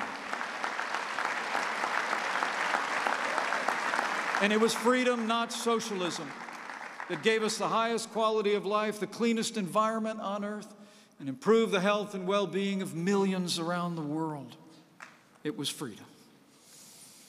What Medicare for all really means is quality health care for none. The only thing green about the so-called Green New Deal is how much green it's going to cost taxpayers if these people ever pass it into law.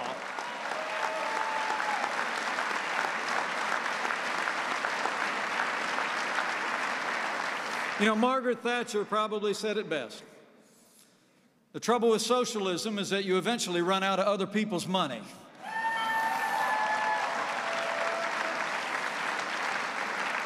The truth is, we want to make poor people richer. They want to make rich people poorer. We want to make poverty more rare. They want to make poverty more comfortable. That's a choice we face today, men and women, between freedom and socialism, between personal responsibility and government dependence. Where freedom encourages investment, socialism stifles growth. Where freedom welcomes diversity, socialism demands conformity. And as President Trump said in his State of the Union address, America was founded on liberty and independence and not government coercion, domination, and control.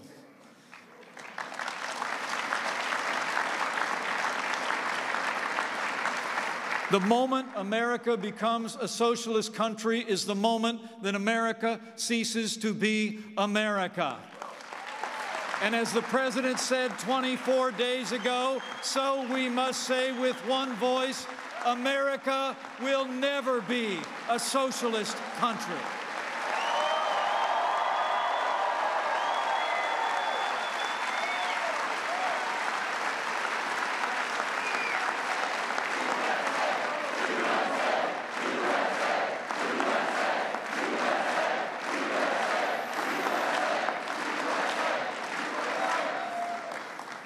We know where socialism leads.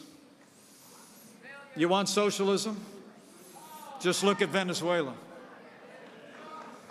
Venezuela was once one of the richest and most vibrant democracies in the Western Hemisphere, but under Maduro's socialist rule, it's become one of the poorest and most despotic. Today, more than 9 out of 10 people live in poverty in that once rich country. More than 3 million Venezuelans have abandoned their homes and fled the brutality of the Maduro regime.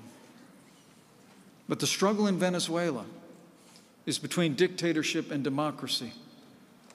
The struggle in Venezuela is between socialism and freedom. And as I told world leaders in Colombia just this week, Nicolas Maduro is a dictator with no legitimate claim to power, and Nicolas Maduro must go.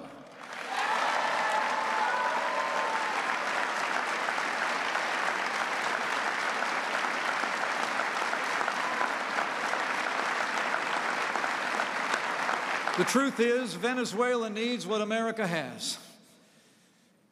Venezuela needs freedom. Freedom is about enabling people to live their lives as they see fit, not government control.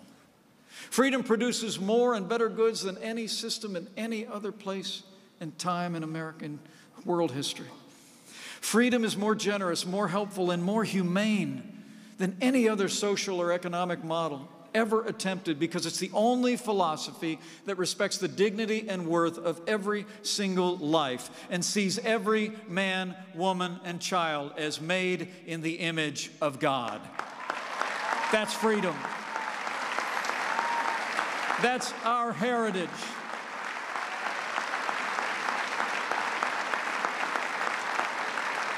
And freedom works. This is what we believe. This is who we are. But this is the choice we face in the next 20 months. So men and women of CPAC, we got work to do. I came here to say thanks. To look back over the shoulder and make sure you knew just how much we've accomplished with this president and with your support in just 2 short years. But now we have more work to do.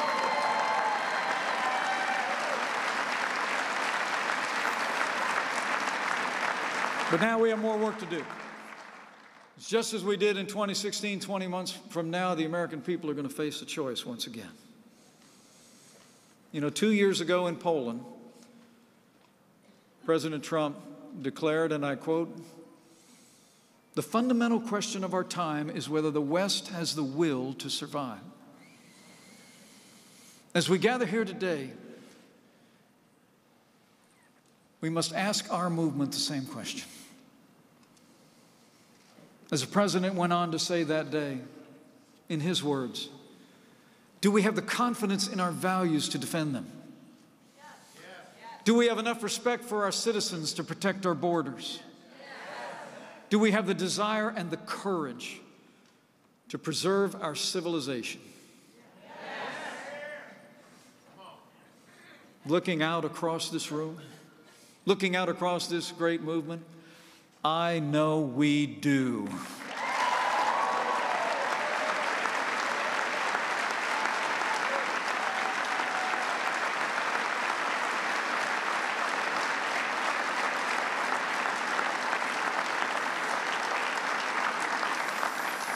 We have the strength, we have the determination, we have the courage to stand for freedom. Because I have faith. Faith in the American people. That if we go out and speak freedom to the people of this nation every day in the next 20 months, that if we lay out a vision for a boundless American future based on timeless American principles, if we lay out a choice between freedom and socialism, the American people will choose freedom every single time.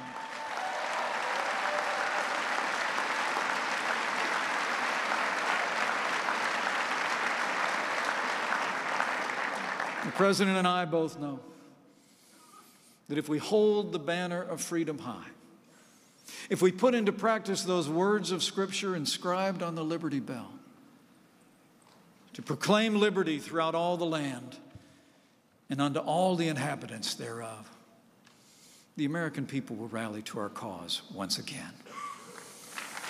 We will keep on winning. We will keep on growing. And we will preserve freedom for this generation and the next. So as you go from this place, go with confidence. Confidence that you have a president that's fighting every day for the ideals and the values that are at the heart of American greatness. Confidence in the goodness of the American people, the rightness of our cause. And confidence that if we ask for the blessings of Him who established this miracle of democracy on these wilderness shores so long ago, that we cannot fail. For where the Spirit of the Lord is, there's liberty. So freedom always wins.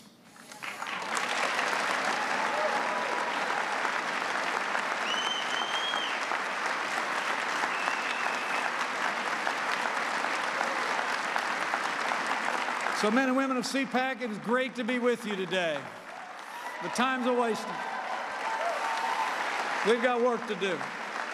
But I leave here with renewed confidence that if all of us do all that we can between now and November of 2020 to hold up freedom, to protect our people, to defend our values, and with President Donald Trump in the White House, with more conservatives elected to our nation's capital and to state houses across this nation, and with God's help, we will make America safe again. We will make America more prosperous than ever before. And to borrow a phrase from a friend of mine, we will make America great again. Thank you very much. God bless you, and God bless the United States of America.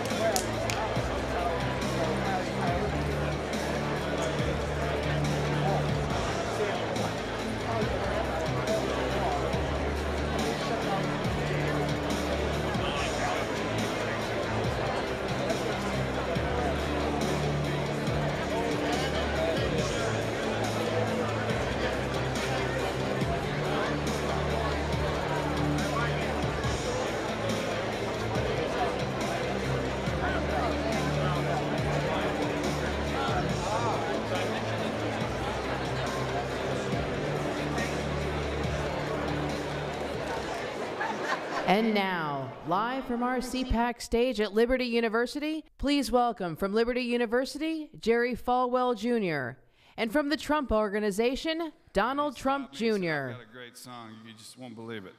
And, you know, I said, oh, he's a college kid. He probably thinks it's great. But then he spent the last 3 years, he spent the last 3 years perfecting it. He got this band, and I really think it's going to become the replacement for Lee Greenwood's God Bless the USA. So thank you, Zachary. We're proud of you, proud of you.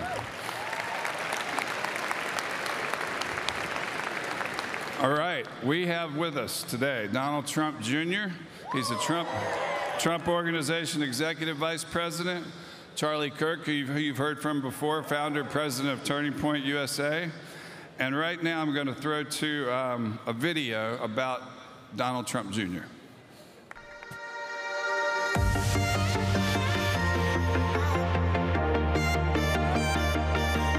In business, I was trained by my father to make the tough investments and decisions today to ensure a brighter future tomorrow. The most basic aspect being the first, the second to protect that. And you know, that can't be at risk.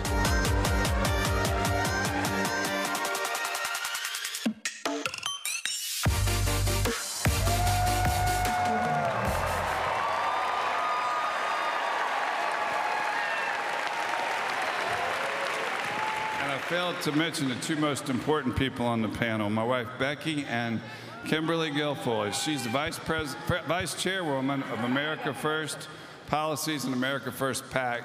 She was also a prosecutor at one time. I didn't know that. I'm a recovering lawyer too. There you go. And she was on the Fox show The Five, many other credits. But welcome, Kimberly Guilfoyle. Thank you. Pleasure to be here. Good save, Jerry. You got them. It made our lives a lot easier tonight, I think. That's right. That's right. So you guys want to have a seat? Sure. You know, I did an interview this morning, and I had a reporter ask me, you know, about how colleges and universities, mainstream universities, have become so intolerant of conservative viewpoints and of students who are conservatives, and they ridicule them in the classroom. They single them out, and the reporter asked, what is the impact of that on our society, where these universities are disinviting conservative speakers, and they're just teaching just one side of every issue? And I said, the product, what it does to our society is we end up with politicians like Alexandria Ocasio-Cortez, who have only been taught one side, who every time she opens her mouth, I think she's kidding, but she's serious.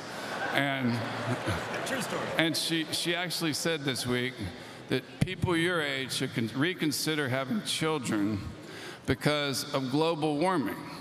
Well, I was sitting there thinking, yeah, people their age should reconsider having children if people like you are going to be in charge of the country they lead. So. But that's how I feel about all these new socialists in the Democratic Party, all this crazy Green New Deal stuff. You got any thoughts on that?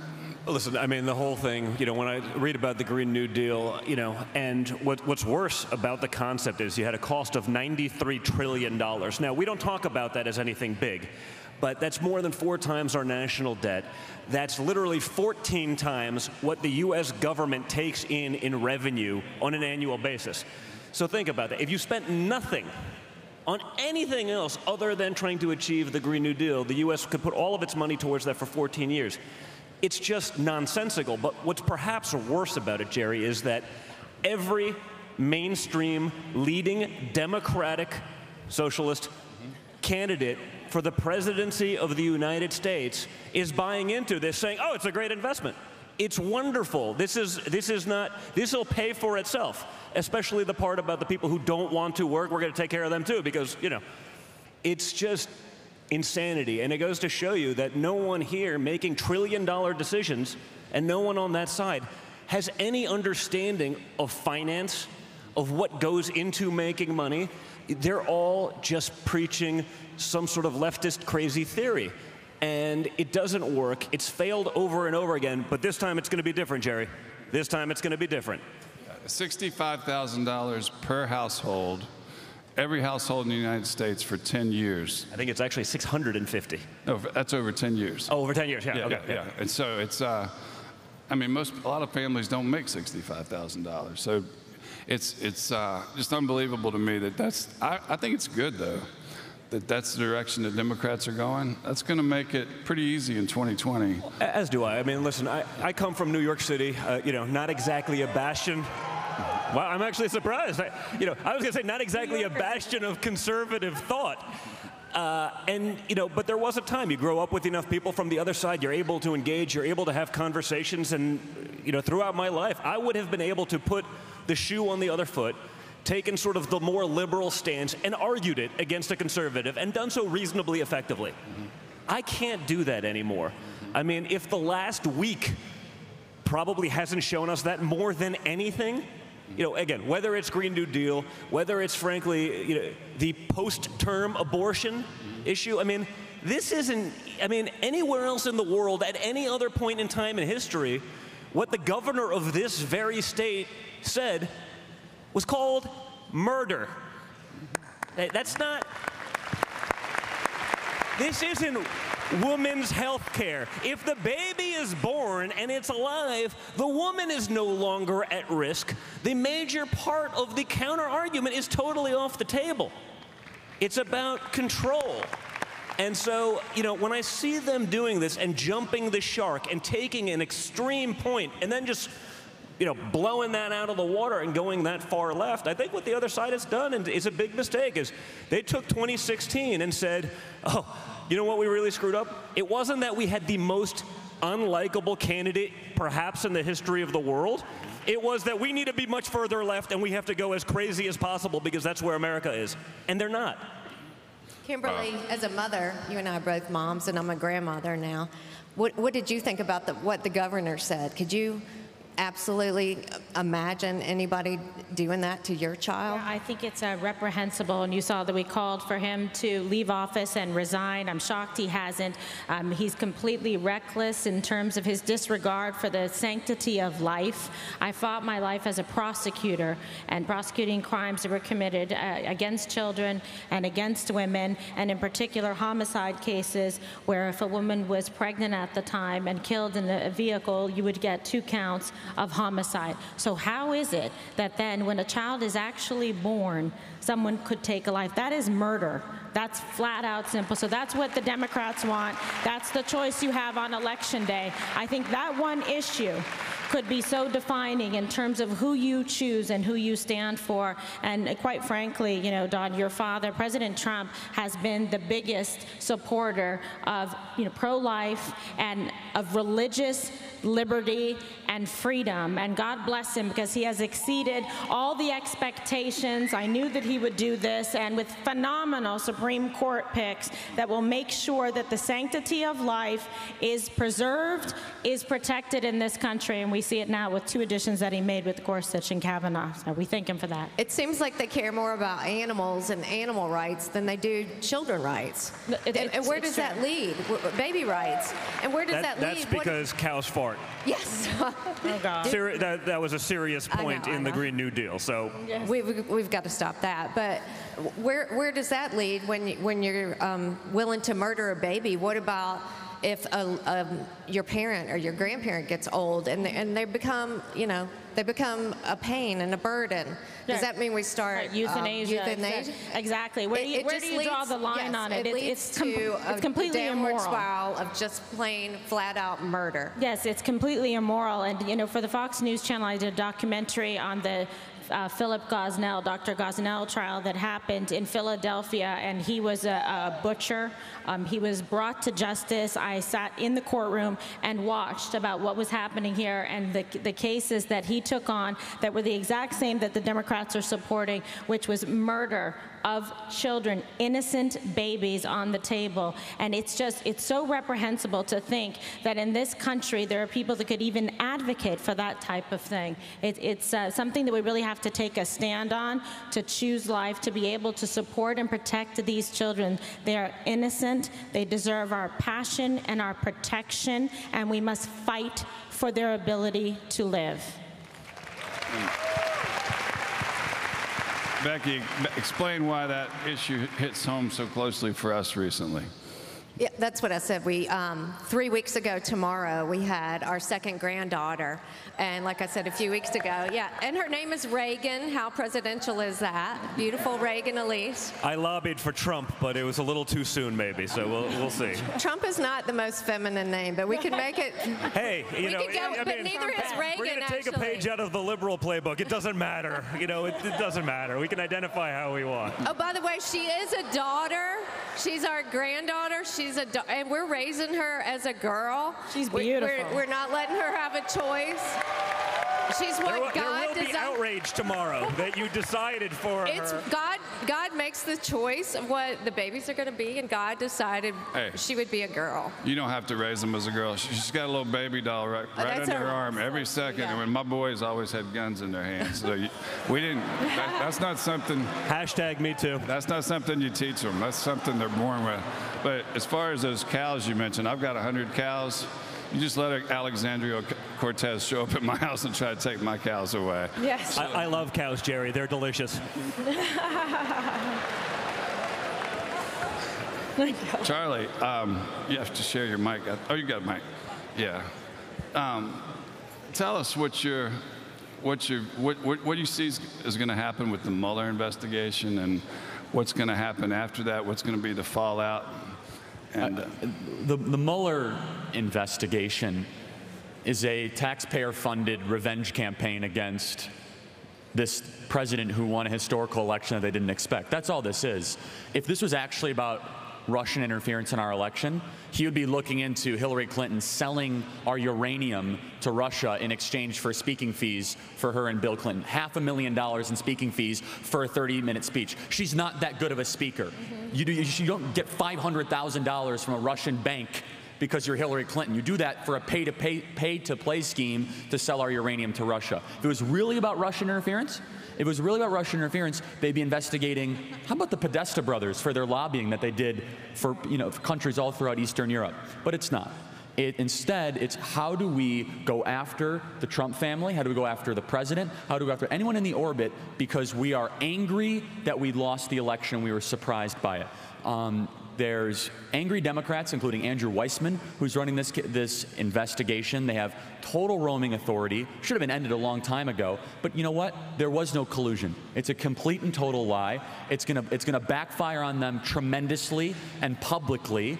And I could tell you from my own personal opinion, I don't understand how it is possible that we have this almost 2-year investigation around something that started as a rumor mill, which really was within our own government, a coup against a sitting president of the United States that Andrew McCabe admitted to, and yet we have on-the-record corruption of previous administrations that is never investigated. One primary example, you had a sitting Attorney General, Loretta Lynch, that met with former President Bill Clinton in a private plane in Arizona 2 days before Hillary Clinton was acquitted of all charges by then FBI Director Jim Comey. What was said on that private plane?